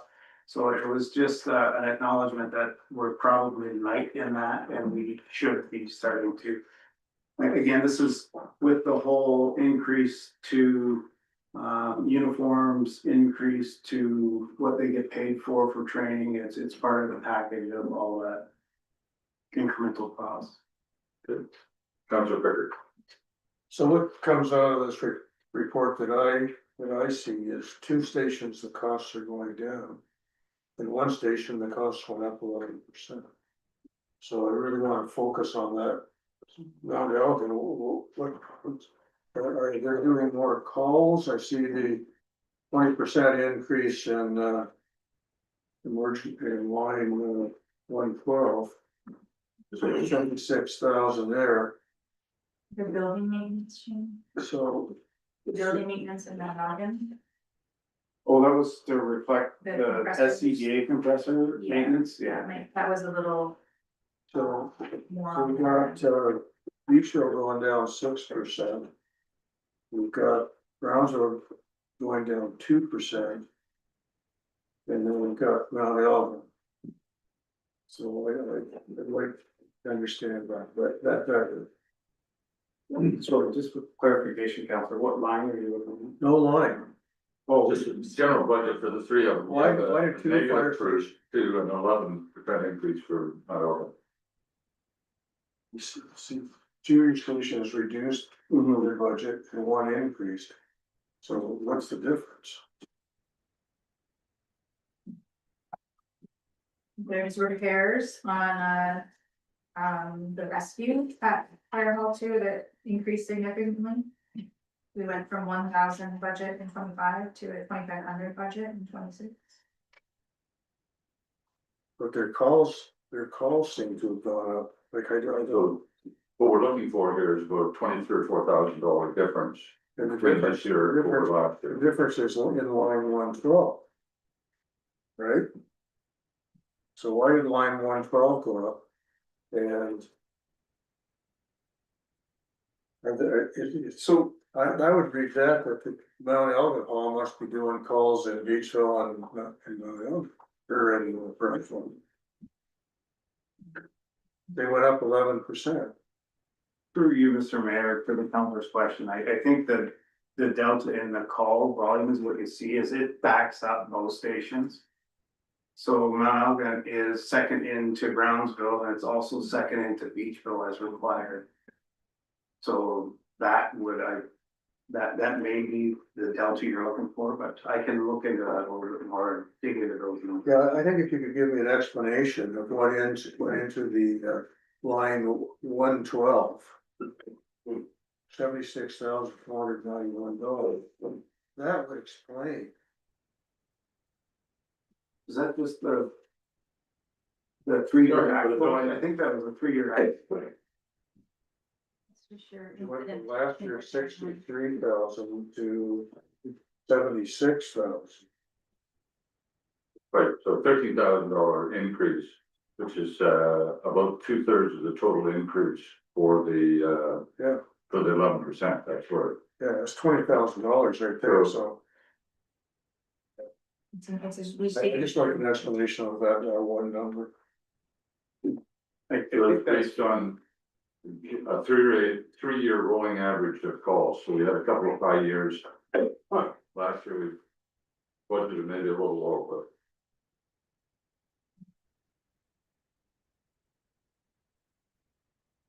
If we're not done, this is as of what's the date for these calls? Just the third quarter? For the actuals? Yeah. Yes, it'd be up to October. Okay, so. So end of end of September. Yeah, so we've got 3 months left. Not necessarily the 3 prettiest months of the year either, for calls. No, you get a lot more car accidents this time of year and. But, and then you get a whole lot of snowplows showing up at once. I guess they're all done their work.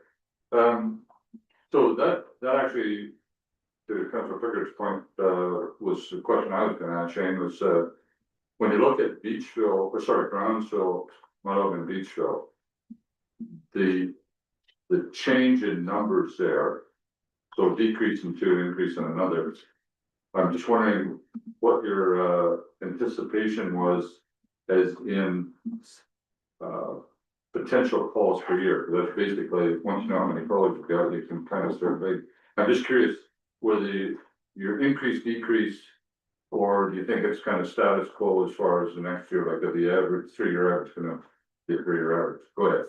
yeah, 3-year, Mr. Mayor, and I believe that's what we just did. We just put the 3-year average on that because the calls were, it's hard to guesstimate the calls, so to speak, so we just went with a 3-year average. And trying to reflect actuals. So we're anticipating slightly less, the 3-year average for Brownsville was slightly less. You know, like not necessarily trending downward, but the 3-year average is less than the last 2 years, like. Through you, Mr. Mayor, to council, yeah, I'll be honest, I don't know where the numbers came from prior. To last year when Paul did them, so again, we're just taking the 3-year actuals and saying, hey, this is roughly what we can expect. And we've, over the years, noticed quite a fluctuation some years, right? But anyways, no, I was more, I was seeing a trend one way or another. And it would, by this, it would look like Brownsville and Mount Algon are basically staying almost full calls wise, or we're projecting. And Mount Algon, or sorry, Brownsville and Beachville are staying a little more status quo. And, we're expecting more in Mount Algon.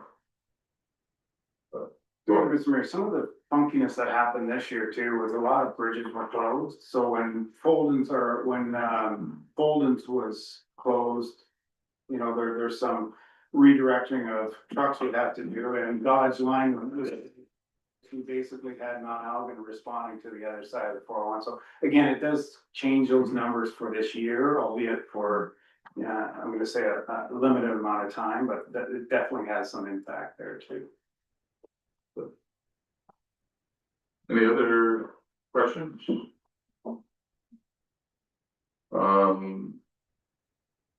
Anything in Mount Algon or Beachville then? General fire operations, page 69.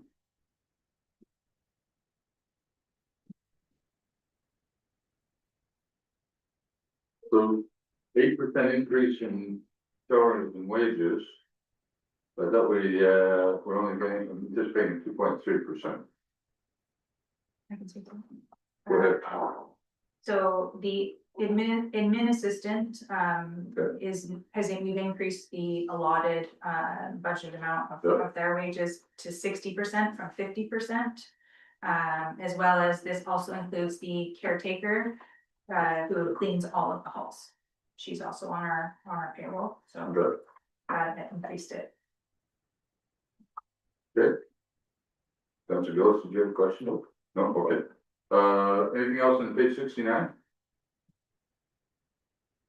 Page 70? Contracted out services? We budgeted 100, we only spent 32. We haven't been billed yet for the joint, positions, Okay, by the other townships. okay. Anything else on page 70?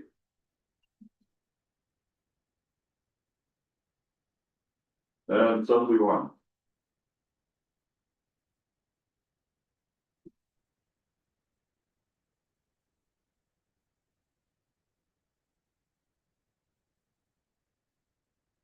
And 72.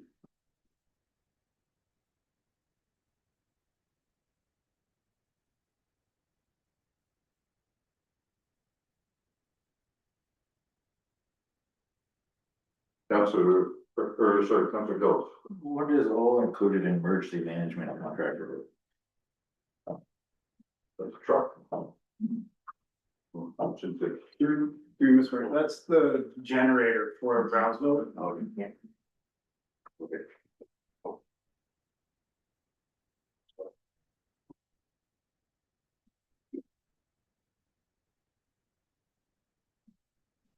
Good.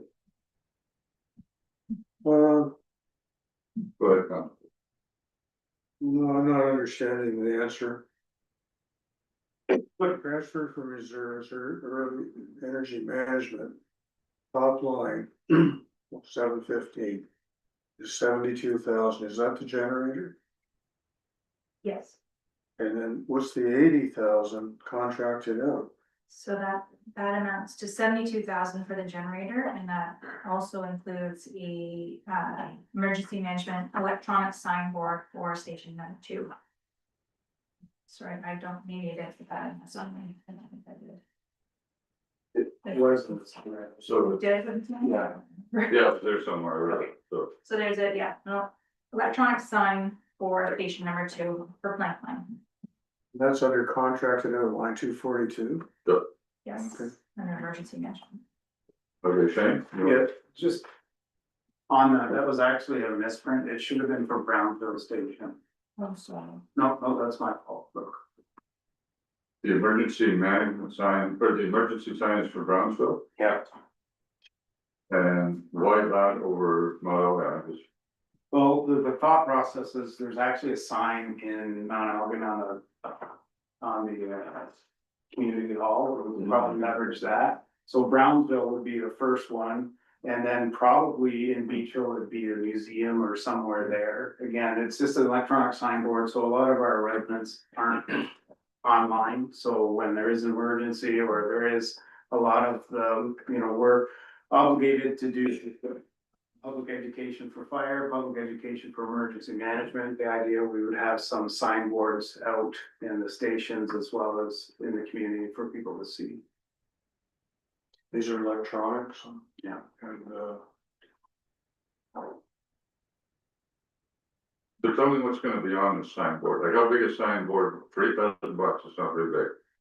So through Ms. Ferrer, when you look through the actual,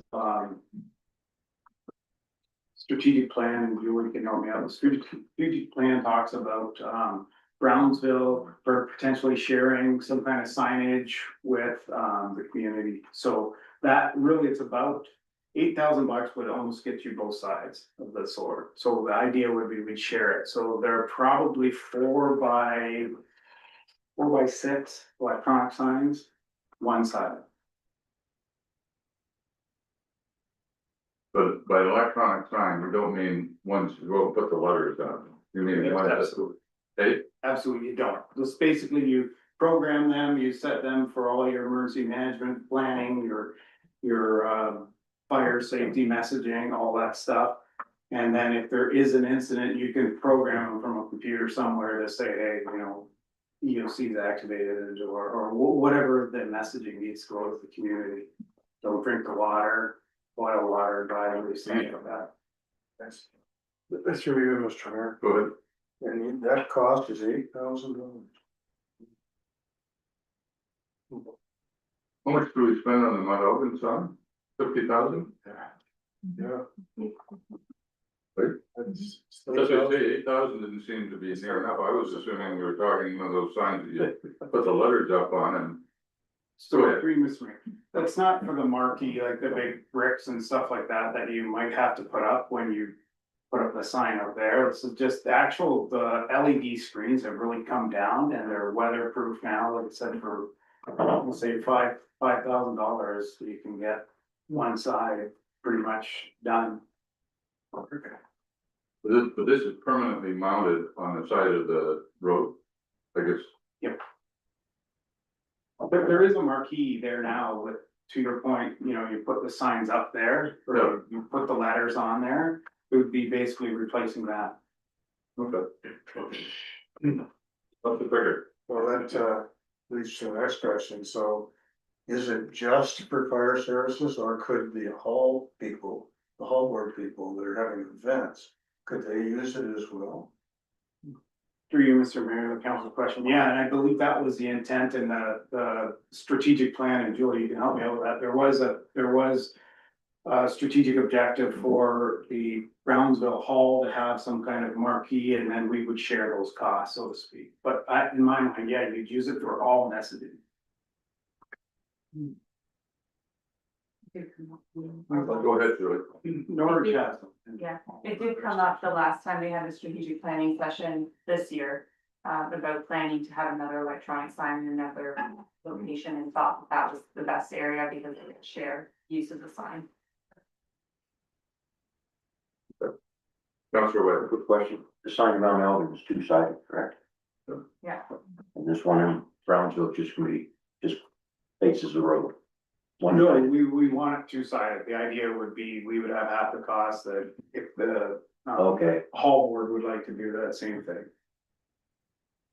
Ideally, it's it faces perpendicular to the road, so ideally two-sided, that's for that. Okay. Councilor Perry. Well, here, Mr. Mayor, the hall board hasn't indicated that they're involved in this. No. So we're only gonna do half the job unless we find another 8,000, right? Potentially, They didn't include it in their capital plan or anything, but they were talking about it. Yeah. We might have to circle back and talk. Okay, so that's one to bring back to Councilor. I actually like the idea, so. I do too, I like it a lot. And like I said, a lot more money than that. Councilor Gillis. Well, yeah, I thought that too. I think that the sign is actually needed. I think it's a great idea for emergency management and the whole board to share based on their location and where they're having. But obviously, I think they both should obviously share the cost because, you know, they both can use it. And then I guess it'll depend on who's finding cost of actually, you know, putting out two sides and installing it. So whether it be any electrical or anything else, but I think the whole board needs to be obviously aware if we want that to go forward. I think it's better to do both sides and do it all at the same time. Okay, go ahead, Shane. if council's wondering what it looks like, Norwich has them in front of all their fire stations. So if you're out and about, or wanna see what those signs look like, there's opportunity to see them there. Any other questions on page 672? I have one on fire marquee. I thought they were supposed to collect money for fire calls from insurance companies, that sort of stuff, and pay us back a portion of it. Has there been a problem? Because $2,500 doesn't sound like a lot for the number of calls we've had. Well, Go ahead. Whoever. You mean that number seems low in total, like what we can expect? We've, Oh, we haven't collected much from them. No, I would have. Are they just having trouble getting insurance companies to pay them? Through you, Mr. Mayor, I would say that there may be some change with, the transition that going between myself and Paul and then how those administrative, has been, how it's captured. The reality with Fire Marquee is, for example, the fire we had the other day with no insurance, you're not getting anything from that. So the one on Daniel Road, it's an uninsured loss, so you're not collecting any money from them on that. The other thing is it's based on every individual policy holder and what they can recapture from the policy holder, so. I know Nicole's going through some of those processes now, just to see what's maybe been missed, but it's not a lot that we get back. Okay, I think, what was last year, it was only, It was 2,500 last year too. yeah, well, we budgeted, we, 24, we got 2,100, 24, yeah. 24, we got 2,500. that's what we budgeted, but we've got $300 so far. In 24, we actually did receive 2,500 in total though. That's not what my actual said. So, 2024? oh, 2,500, I'm reading the wrong line, sorry. Yeah. Okay. Okay, if I could add to that, Mr. Mayor, the focus has been on the recapturing from NBCs for 401 and stuff, so you will see a significant increase in that, so we have kind of invested our time and energy Yep. into those that pay better than the 2,500. I think we're up to 46,000 on recoveries for NBCs and stuff like that. So it has been a little bit of where you're putting your efforts, so to speak. the recovery we get from vehicles on the 401, is that from the province or from the Fire Marquee? Province. Yeah, so we're getting our costs recovered through so much per vehicle or whatever, right? There's a standard rate that they pay. But the Fire Marquee was supposed to be out picking up stuff that we could get recovery for. Okay. No, I thought it would be more than that, so, okay. 73. You got that?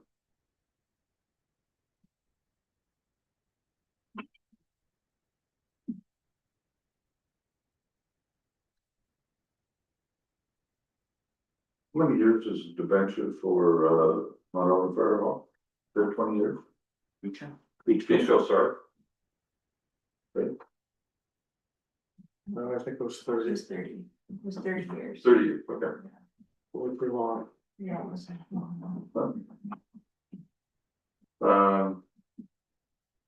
Anything else on that page? Okay, so we're in a fire capital plan.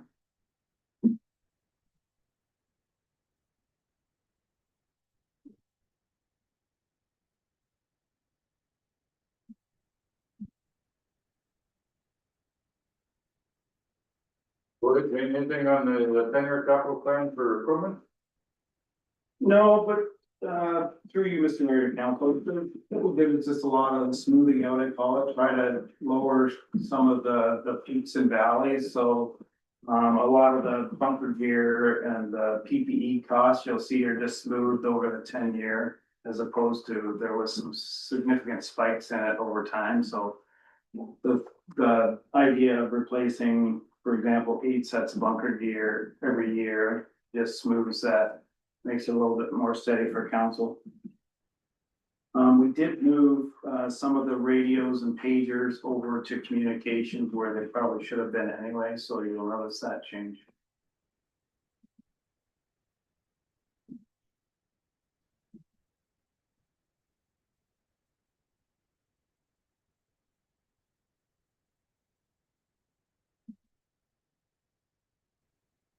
So in 2030, interesting enough, the next election year, there's gonna be $700 and some thousand bill for SCBA.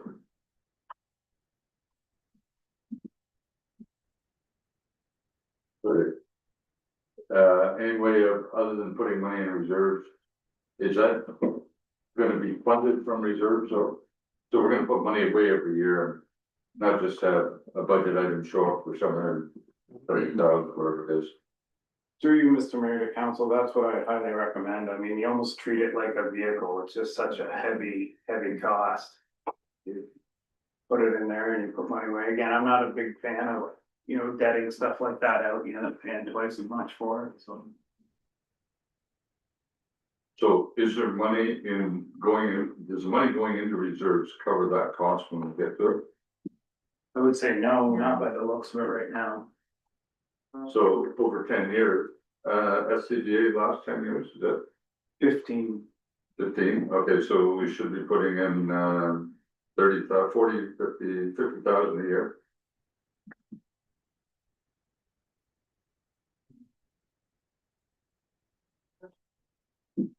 Just asking,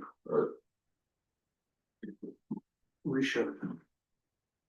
does it kind of go total taxes, 70, 80, 100, and 800,000, and then back 70, 80?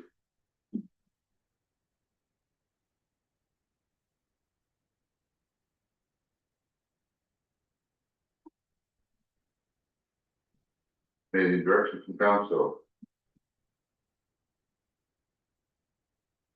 Go ahead, Councilor Gill. I have an idea, like. The theory, you know, if, I know it's a different part of the budget, obviously, the pickup truck, what's budgeted there, like, you know, if we were to put.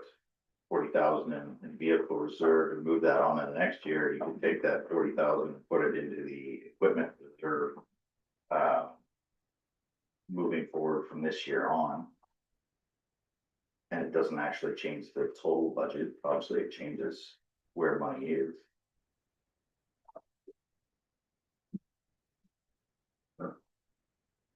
To start, Better than nothing. yeah, but you add the numbers together there. And you got about 765,000. Like 765,000 hit by 15 is close to 50,000, well, it's 50,000 a year. That's why I'm wondering if that's a big enough chunk of money that I would say probably should be budgeting every year. For that, but. Cause we know, like, it's not like, well, it might disappear and we don't know if to replace SCBA, we know that at certain time we're gonna do them. So. Like cheat and get a month or two, but you're not gonna cheat and get 10 years, so. So from a treasurer's point of view.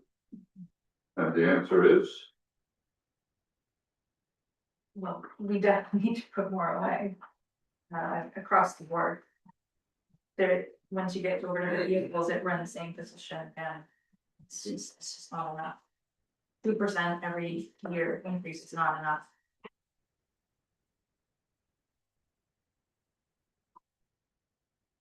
so thoughts from council? Councilor Bicker, Councilor Wade, Councilor Gibson, go ahead, Councilor Bicker. I think we should put 50,000 in every year.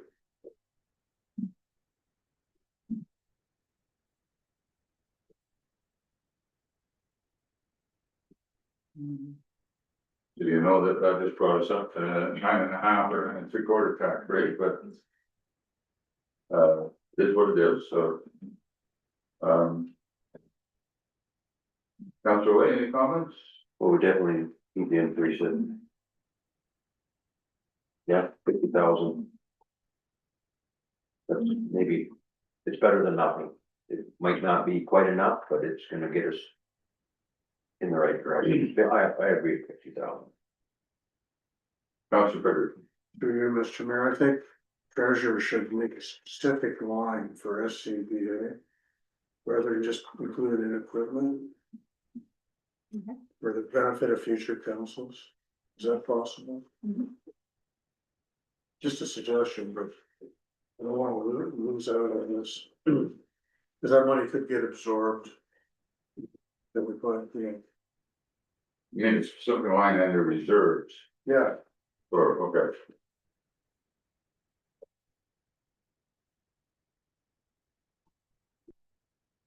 So create a new reserve account and put 50,000, you suggested put 50,000 in this year to get it going. Okay. Councilor Thurston, your thoughts? I'm just listening, thank you. Okay, you have concerns, this is the time to raise it, but. To a certain extent, it'd be easier not to, right? Just let the next council deal with the problem, but in fairness, if we. This is a long-term budget, like, the show's 10 years here, so fire service is gonna be around a lot longer than 10 years. Emergency management's gonna be around a lot longer than 10 years, and so whether we have half enough in next time or not. We'll keep building from there, or whoever will keep building from there, I hope, so. Go ahead, Ken. Well, through you, Mr. Mayor, obviously Brooke and I did identify that as a shortcoming. We did discuss to the benefit maybe the council of having. Actual 20-year program sitting in front of you, so you can actually see the fleet life cycle as well as anything that's captured in here, like the 15-year SCBA, the heavy hitters they call them, it would probably be beneficial. I mean, just to start it now and you have 4 years left of the life cycle of the SCBA is good, and we probably should, but 4 years now. And I don't disagree with that, I just. We should have started before now, we didn't, so the best time then is now, so. Councilor White. Good question for Brooke. The 1% increase is equal to how many dollars? I usually it was in the front of the summer and I didn't see it this year and I forgot to mention it. 70,000. 70,000. Okay, thank you. It says about 2/3% increase, so. Okay, anything else under, fire equipment, defender capital?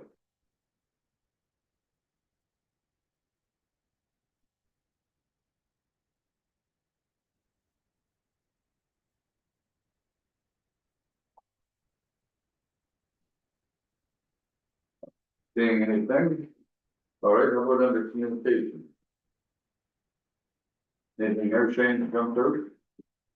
No, just to point out to council that we did move more of those mobiles and pagers over to communications, it was probably appropriate. And then with the Ripsoft partners, we have upgrades to the system happening over the next foreseeable future, and that's where those numbers come from. So the actual infrastructure.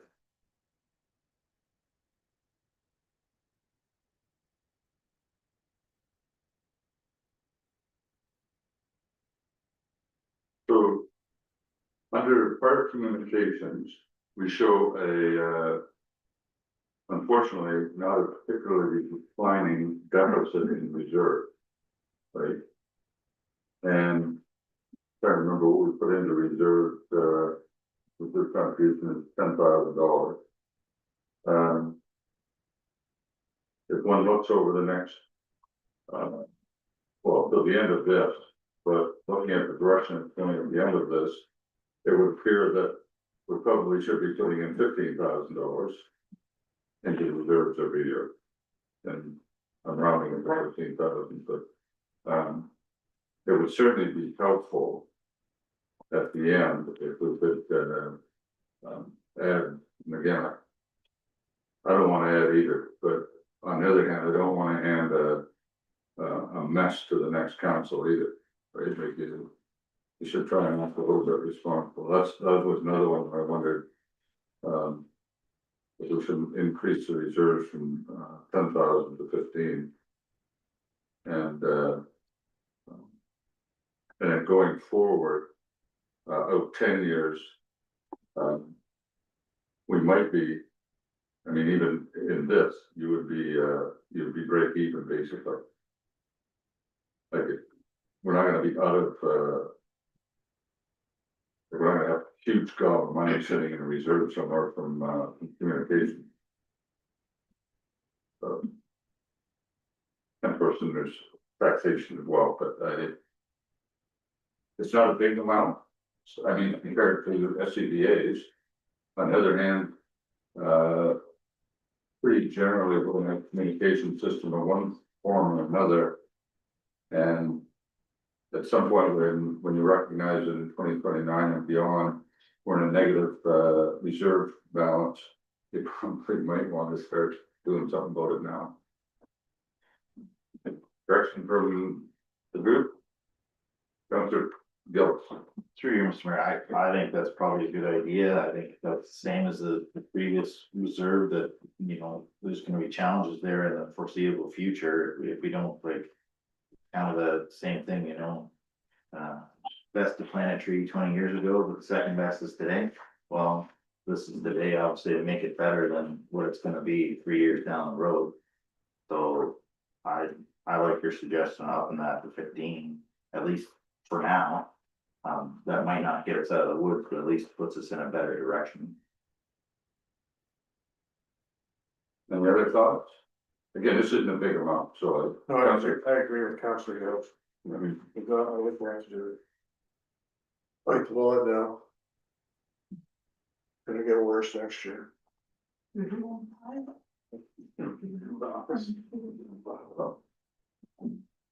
frankly, I won't be here next year to make it better or worse. On the other hand, I don't wanna, as I always say, I never wanna hand somebody else a time bomb. That's true. So. Okay, anything further you can add? 5 work, was that? For penciling in adding another 5 to the reserve for communication. Can we get the fire apparatus?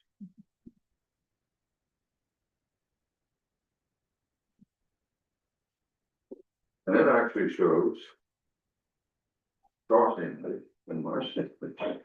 Not an ugly picture. So, go ahead, Shane, tell us about it. Why am I wrong? No, again, so like most municipalities, Mayor, everybody's dealing with the capital asset management programs and getting the sustainable things. So from a vehicle perspective or apparatus perspective, it does look good. We actually did push the second tanker out to 2027 to try and smooth that hump. Otherwise, in 2026, we would have had another 625 deficit there, so we pushed it out a year to try and smooth that a bit, but. What this doesn't show is 35 and beyond, and again, I think that's where that important to see that 20-year, especially from a vehicle perspective for council. So it looks like we have lots there, but. This year with the pump coming in at, 675,000 or whatever that is, and then we have 625 for a tanker this year, or 2026, and then one in 2027. Again, I think it's prudent that we look at, if we have 10 vehicles, we probably should be buying a vehicle every other year or 20-year life cycle, so to speak. To smooth those humps for council. It's just good planning going forward. So, we have 3 and 3 and 2 now, 8 vehicles. For major For vehicles. pumps, so we have 3 pumps, 3 tankers and 2 rescues right now. And So 8 vehicles averaging 650,000, what's it? No, I would say no, Seven. closer to 8 probably by the time you average them. What's your comfort worth now then? $1 million, most people are putting them out there for. Oh, okay. So considerably more than what we. So. So 6.5 million over 20 years. So. 400,000. 350,000 theoretically. I thought we were annual reserve contribution in the streets 312. Maybe a little bit more, but it's certainly in a lot better position than we are in the other 2. Through, Go ahead. I think it's just the timing, like you said, we have a 3, so with the beach well pump was actually a 99 that we're replacing right now.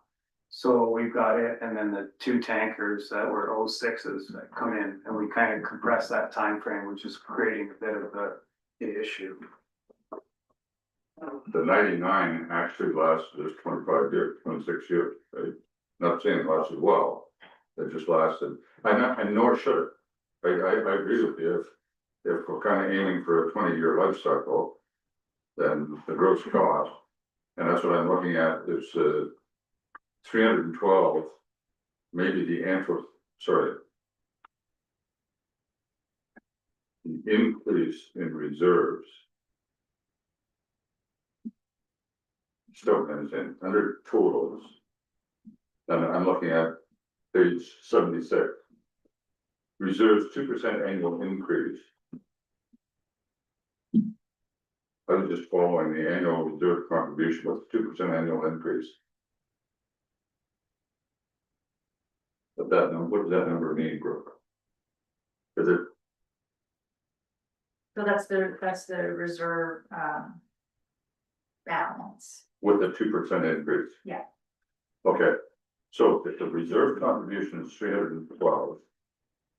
And we're looking at 8 vehicles that we're looking at 6.5 million. Over 20 years, realizing that that's gonna have to be. 312 should be about 330, 325. That actually makes 6.5 million. So. If the 312 was actually 325. And then we added the increases, the problem with it is the increased value of trucks is going faster than the increased value of 2%, right? We haven't even started that, but yeah, but that's, no, and as I say, so part of me is sort of trying to figure out, and then the other part of me says, well, wait a minute, we just did a big increase for, equipment and communications.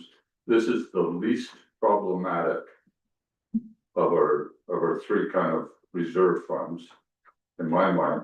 That's why I was well, we're not in actually terrible territory, but in the next year or 2, we probably want to move it up to a reasonable territory.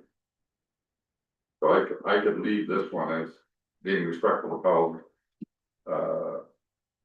you know, the 10% budget increase, 10% budget increase isn't pretty, but this isn't one that actually is gonna bite us over the next 10 to 15 years, right? And then if we don't do better than 2% increases over the next few years, it is gonna bite us. So I could live with the 2% this year. I'm not sure I would be suggesting that in 2 years' time. And 2% will become, instead of 3, will become 4. Anyway, other comments?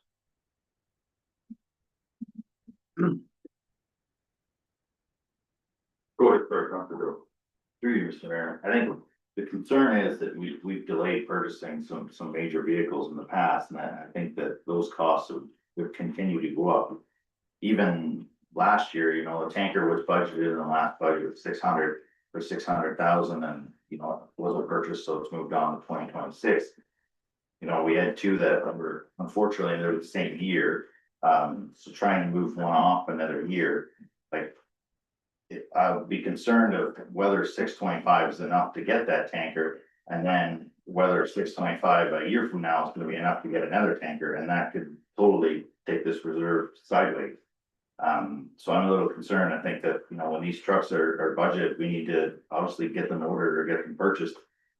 Because, you know, obviously inflation, trade, tariffs, say what you want, there's a lot of factors that change those prices pretty quick. So if it has been budgeted, it should be purchased.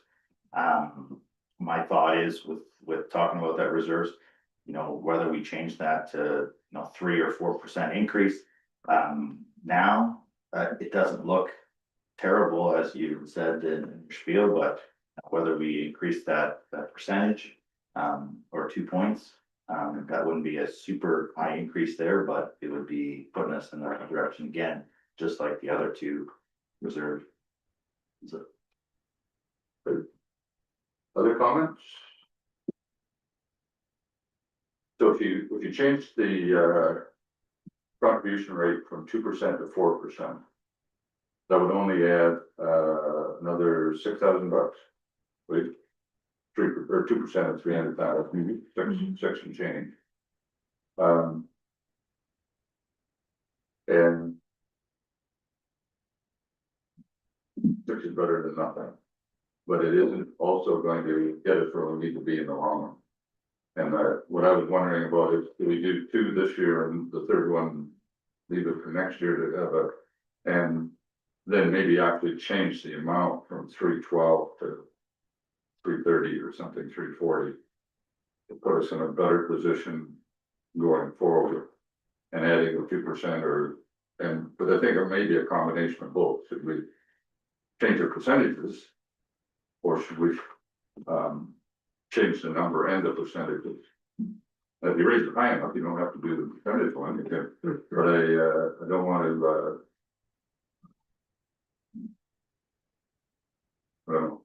other thoughts? Go ahead, Councilor Gill. Well, for budgetary purposes, I would suggest just move that to 4% this year, and then obviously staff look at it moving forward. So that's approximately $6,000 there.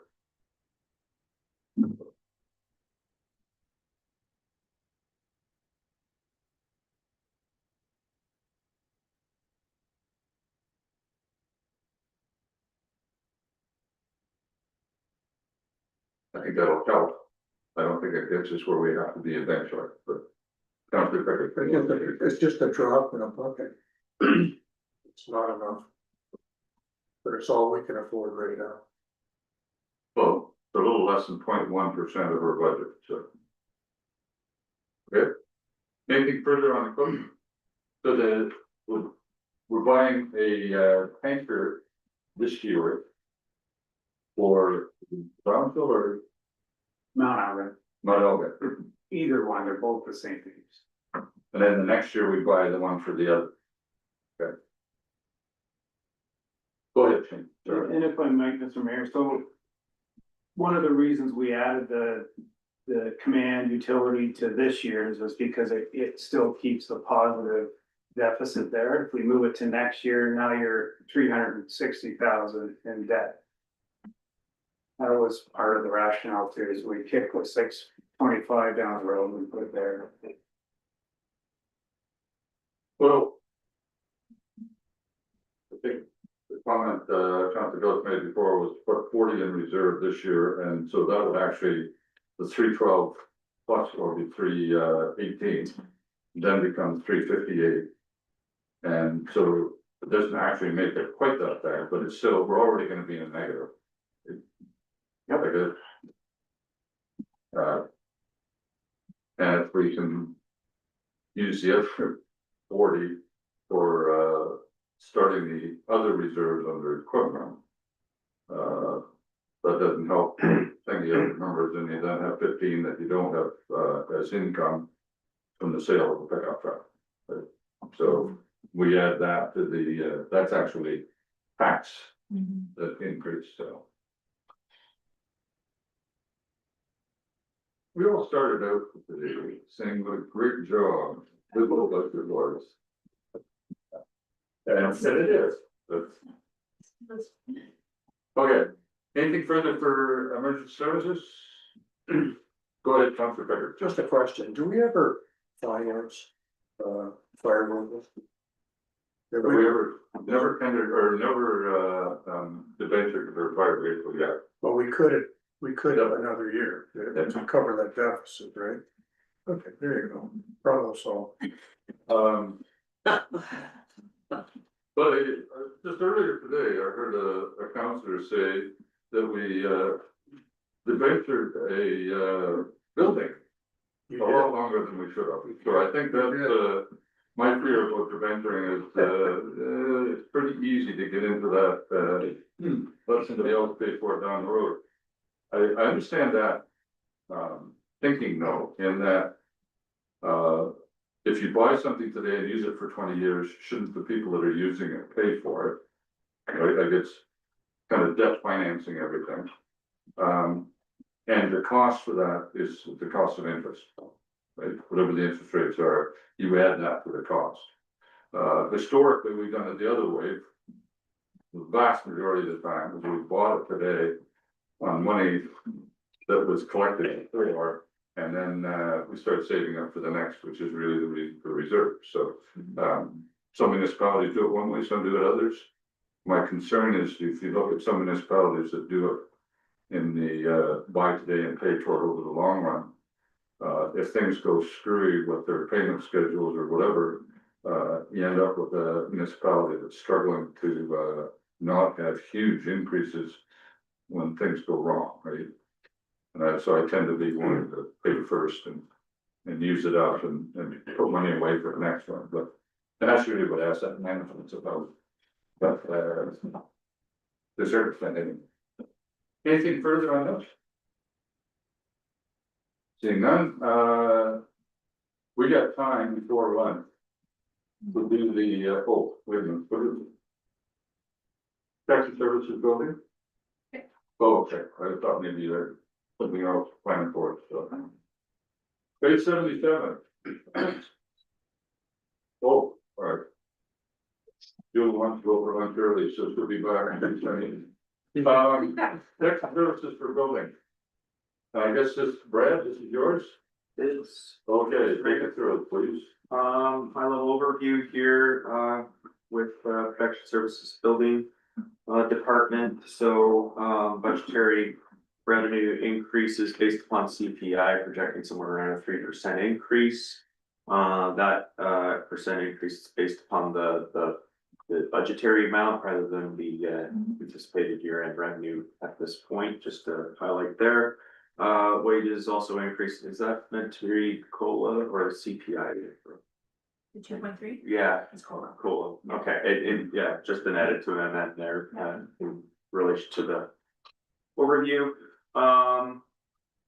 Additional, changes coming there from the, salary cost commensurate to, the building department operation of the septic program. Some significant changes there, in the line items to the budget as proposed, but overall impact is minimal.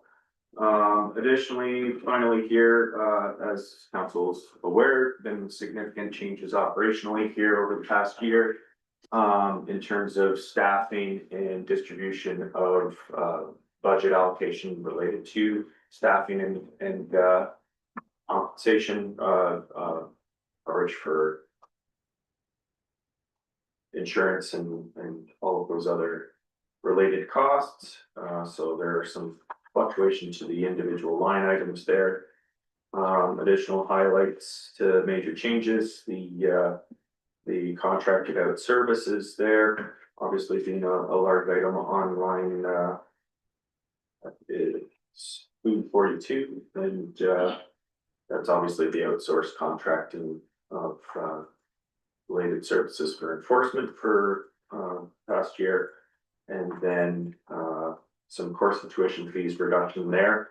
Anticipated less costs related to training and education over the next year due to significant contributions in that regard over the past 2 years. Yeah, I think that was pretty much the highlight here for department. I think, Brett, going back to page 77, any questions on that?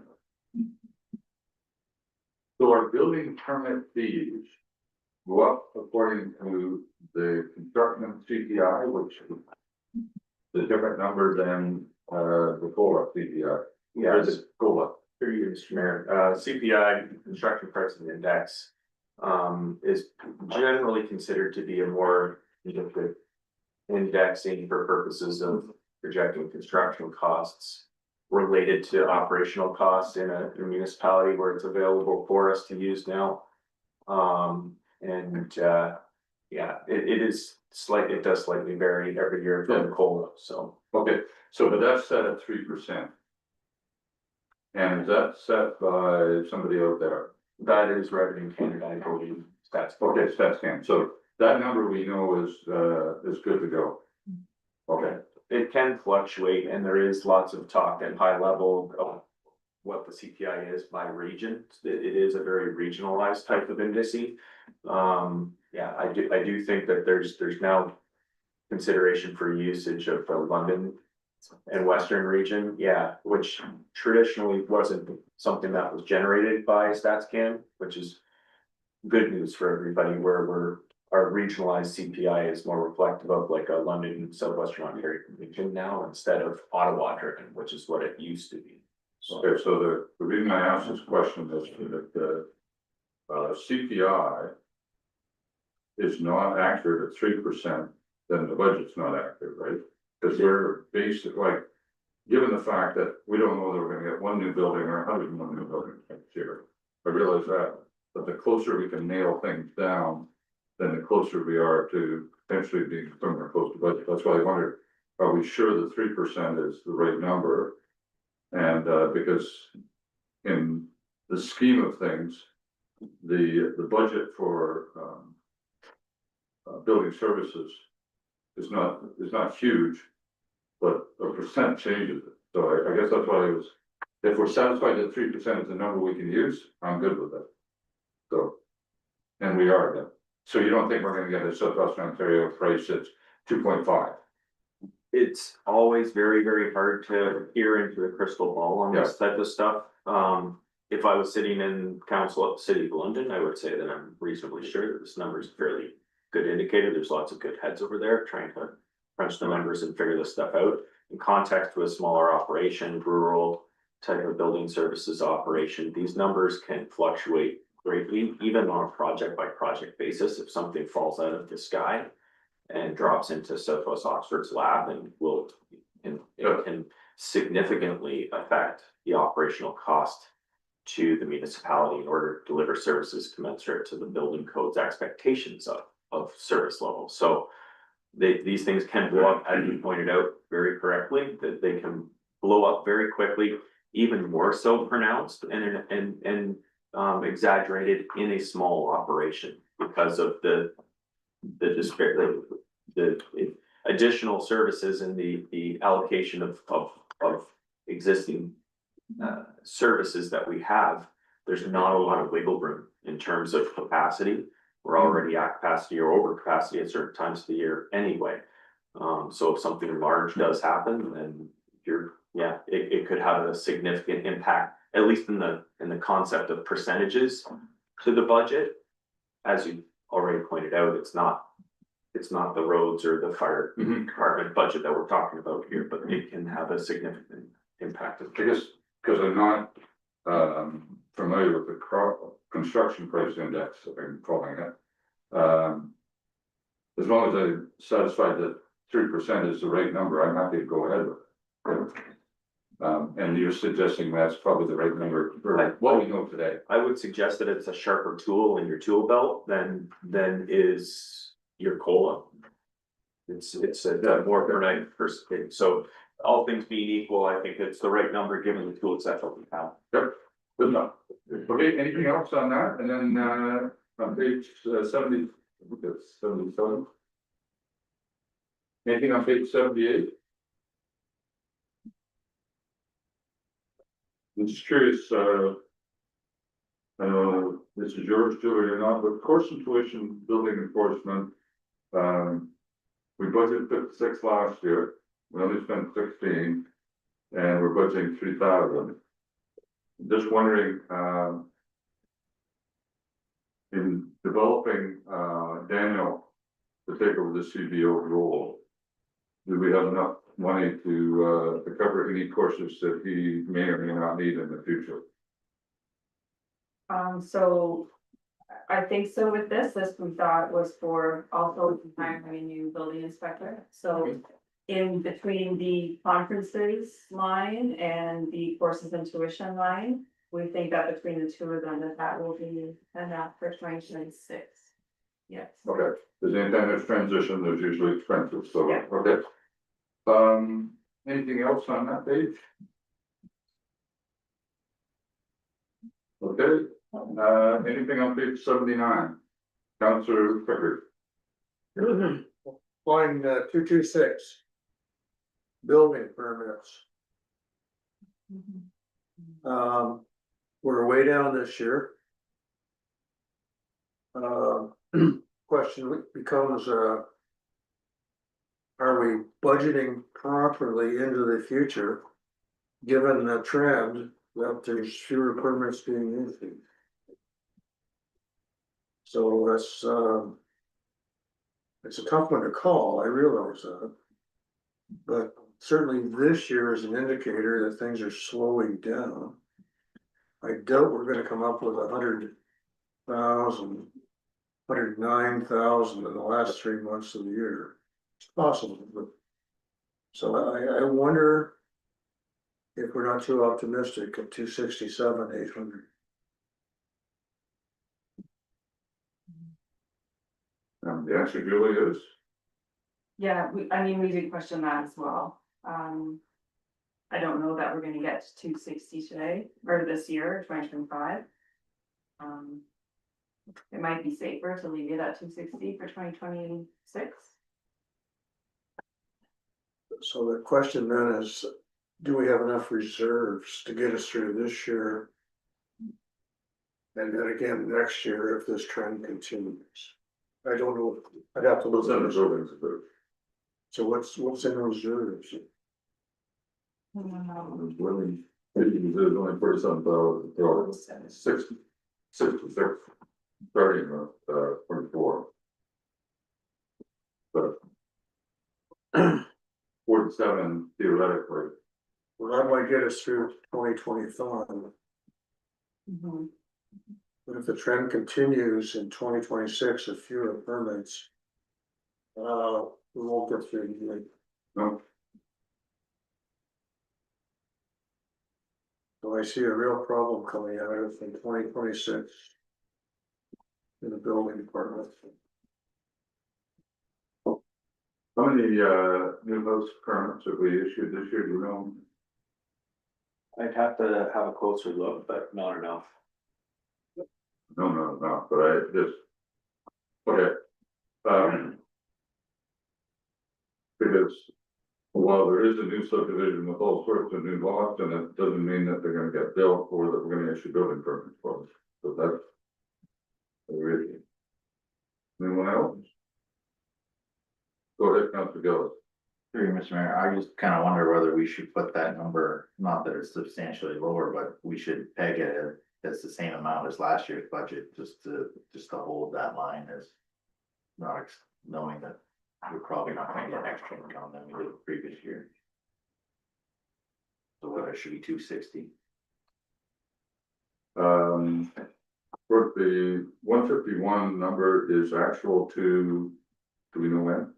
I can tell you, as of today, it's 165. 165. Today. Yeah. Okay. And we have less than 2 months of generally slow months. So we probably aren't gonna make 200 this year. Well, we don't know, so go ahead, Councilor Ray. Yeah, my question just to the CBO. We had a lot of building applications come in that were incomplete or. I guess incomplete, In progress. so we do have a bunch that are out in progress. Always. Do you think between now and December 31st, a bunch of them will be completed that will get us up over $200,000? There are a couple of possibilities in terms of large projects that are at certain stages of the development approvals. Overall process that isn't necessarily just reliant upon the building department. Operation. I won't name any names, but council's largely aware of what these projects are. Would those make an impact? Yes, those would certainly make an impact. I would mention that. Are those projects, or point out that those projects may not be necessarily any different than any other given year. That you would experience kind of at this time of year. The large project work, ICI work generally starts to kind of pick up about this time of the year. Which makes it really hard for budgetary purposes because. A large project could just materialize very, very quickly between now and say February, that would drop a significant amount of money onto the revenue side of the consideration. But there's no certainty to these, especially where they're upstream significantly of the building department's internal process. So it's very hard to expect which side of the budget year these will land. So the question here is, what number do you want to use for building permit income? Going forward. Knowing that the building permit fee will go up 3%. But if we have a 5% decrease in the number of homes, we're gonna have 2% decrease, so, I just. We wanna be realistic about it, we don't wanna be, look out, there's a big surprise coming. So. What's your best guess, assuming, for example, that the. Looking at last year's budget of 260 and we're gonna be at 180 or something. Go ahead, Councilor, sorry. I'm thinking that 267, 800 number could be reduced. I would even take it down below 260. You'd even down to 250. I mean, is a reduction. And I think of that because there are quite a few agricultural, just not agriculture, in general. Mortgages coming due in 2025 that maybe they're gonna put the brakes on what they're gonna be spending for a few years, so I'd be okay with a number of 250. Instead of 267, 800. And that still might be a challenge to meet. 250. Other thoughts? Go ahead, Councilor Frigger. Well, I talked to a realtor. And I'm told that new housing starts are way off. Even with the encouragement from the provincial government, it's just not happening. They think maybe if interest rates decrease, that could be changed in some way, but interest rates are going low now. There's a certain amount of angst out there with people right now. We've had businesses closing, we've had layoffs. Public are not in a buying mood, which is, and as this realtor told me, it's showing up in the housing market right now. I think we'd be hard pressed to hit the 250. I think we should be looking at options because I don't know what number we'll put in there, but whatever it is, it's probably not gonna be enough. And if it's not enough, what are our options when we get right through the year? So if we get halfway through the year and there's not enough money in our building coffers, what options do we have? Well, we can steal from some other determined reserve, right? Working capital, whatever. I would ask you kind of the question in reverse. How much do you think building will be off next year? As compared to what we thought was gonna be this year? Are we gonna be 10% below, 20% below? What is the province think it's gonna be? And Well, the province is doing everything they can to encourage people to build houses. so they say, I think we could argue that one for a People while. aren't building. They're Right. not building. So what, and it doesn't really matter what you or I want or the province wants. The reality is, people on the ground deciding what they're gonna do or not. So the question in my mind is, if I. Not using Brad's crystal ball, because apparently it's not perfect. Or he's struggling to read it or something. But if I look forward, I have to ask myself, what percentage of decrease do I expect is gonna happen in Southwest Oxford? Quite bluntly, I think we're gonna see somewhere between 10 and 20%, and I would lean higher rather than lower. I think it will be between 15 to 20% decrease in the amount of money people are going to spend next year. And the only reason that will change is if the interest rates keep dropping down a little bit. But I realize I'm being pessimistic, sorry, Councilor, Well, go. I'm very pessimistic. So I think people out there are worried. Do I? People are genuinely worried because of what's happening. It's a slowdown in the economy. What's happening to us in trade. And we're starting to see the effects, as I said, layoffs and plants closing. The question becomes, if we're projecting, we're only gonna have 180,000 this year. Why do you think there's more next year? Huh? Why do you think there's more next year? I don't think, and you say 10% less or 15% less of what figure? 260 or Of 180? this, no, of this year. 180, because we may not, if we hit at 180, we might be lucky to hit 180 next year. We don't know. I hope we're wrong. I hope there's some big commercial projects. And that's, we don't know the unknowns. Who's building barns? Anyways, that's what I say, I think the crux of this comes down to, we know that our number for this year is not gonna be 260, it's gonna be closer to 180.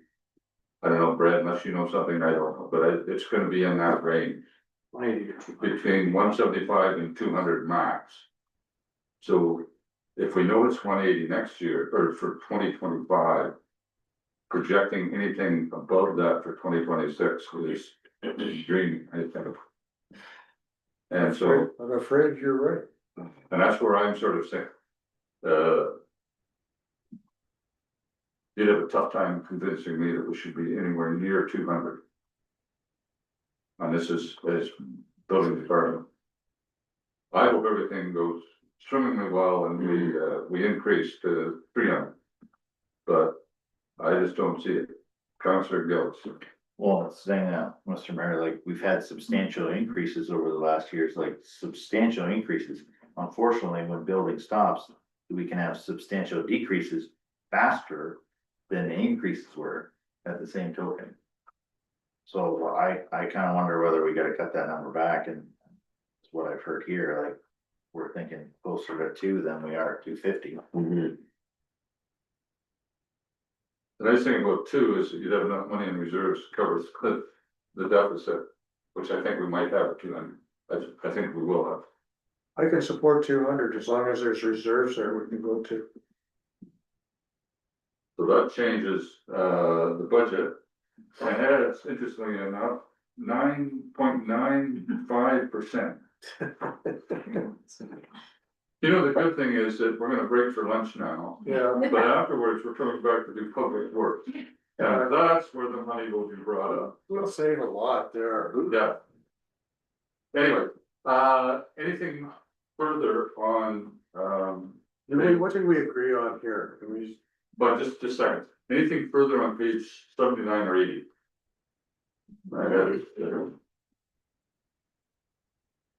And then let's, if you want to, name a number. Can I ask, bolt repairs, $1,215, what was that for, that? I've seen that, it's got 2 different numbers there, one's the 18, it's listed as 2018, but it's actually the 23. And I'd have to look up, I'm not sure what we'll get to that one. I know the other one had some repairs, but I don't recall what was done to the, Okay, no, I'm just curious whether we're having a problem with something, so, no, not that one. The other one not major either. okay. All right, so, back to Councilor Pickett's questions, I don't know if you want to put in for revenue from buildings permits that you're willing to sleep with. The number here is 267. Councilor White. 200,000. Fix that, Heavy Brook. Any other comments? yeah, I think That's a bit optimistic, but Councilor Gillis, your thoughts? I think that's somewhere to start, like, if that's what we're projecting this year, hopefully we can hope for the same next year. It really depends on, obviously, interest rates and what people are actually doing. I think the builders are building, and you know, these $800,000 homes, and then you add 5% to that, I'm like, You know, if they were $400,000 homes with 8% would be easier to swallow for people. Dr. Durson, any thoughts? Still listening, thank you. Okay, question for Brad.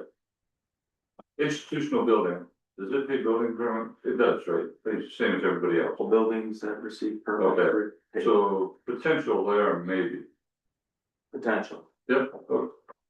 Oh, We What should should be- certainly have some institutional buildings in the pipe right now. okay. Anything else? So we've changed that number to 200. That does not suggest that we want a building department to slow down. We want them to actually ramp things up to solve the problem we've got this year, which so far looks like an $80,000 deficit. So Go ahead, just to bring with the council's attention that, the building permit fees themselves, the rates at which we charge fees for service, commensurate to delivering building code related enforcement to the community, it's not a price fixing. So and to be perfectly honest with you, I haven't completed a full review of that current schedule as it relates to the actual service that we're delivering to the public in relation to those fees. I'd encourage council to take a sharper look at that option on the go forward over the next year, especially if you do see these types of situations moving in the wrong direction as opposed to the right direction at the new year. Unfortunately, it's not to say that you want to be part of the problem as opposed to part of the solution, but this council does need to pass a budget, and we do need to be responsible for it. And if there are individuals that are receiving services at a discount or subsidized rate under the current methodology, then those are things that this council probably should be. So we have two issues. One is, certainly the building fees appropriate for the work being done. And then the second issue is how much work is being done, because you need both to make that number. So, Anecdotally, in all capacities in all of my experience with building permit fees and trying to evaluate fees for service, we do, every council, every building department works to try and keep these numbers down to a responsible and reasonable rate. And we do all acknowledge that some of the things that we do in the building department are done at almost a subsidized rate in some cases, decks and sheds, for example. We offer this almost as a service to the public rather than as a cost equitable delivery of services for a variety of reasons I won't get into. But in those cases where we are offering, as Councilor Pickard has pointed out, in a financially negative marketplace, there's not a lot of incentive for people to build brand new houses. I can tell you that I've been seeing a lot of interest and investment locally in the township in renovation, repair, additions, those types of services. I can tell you that operationally, traditionally, and certainly into the future, those are, if we're interested in service level delivery, those are service intensive types of permits. Meaning we spend a lot of time in building departments helping the applicants who traditionally usually end up being owner project managed projects, and we all know how that goes, okay, rather than general contractors and certified individuals. So unfortunately, that may not necessarily be good news. That means that we're spending more time per permit on the same level of fees taken over those permits. So all the more reason to be serious about exactly what those fees for service are. Right, so Councilor, yes, whatever you were gonna say. Oh, no, I. Okay, lunch is ready? Yes. Okay, let's break for lunch and back about one-ish.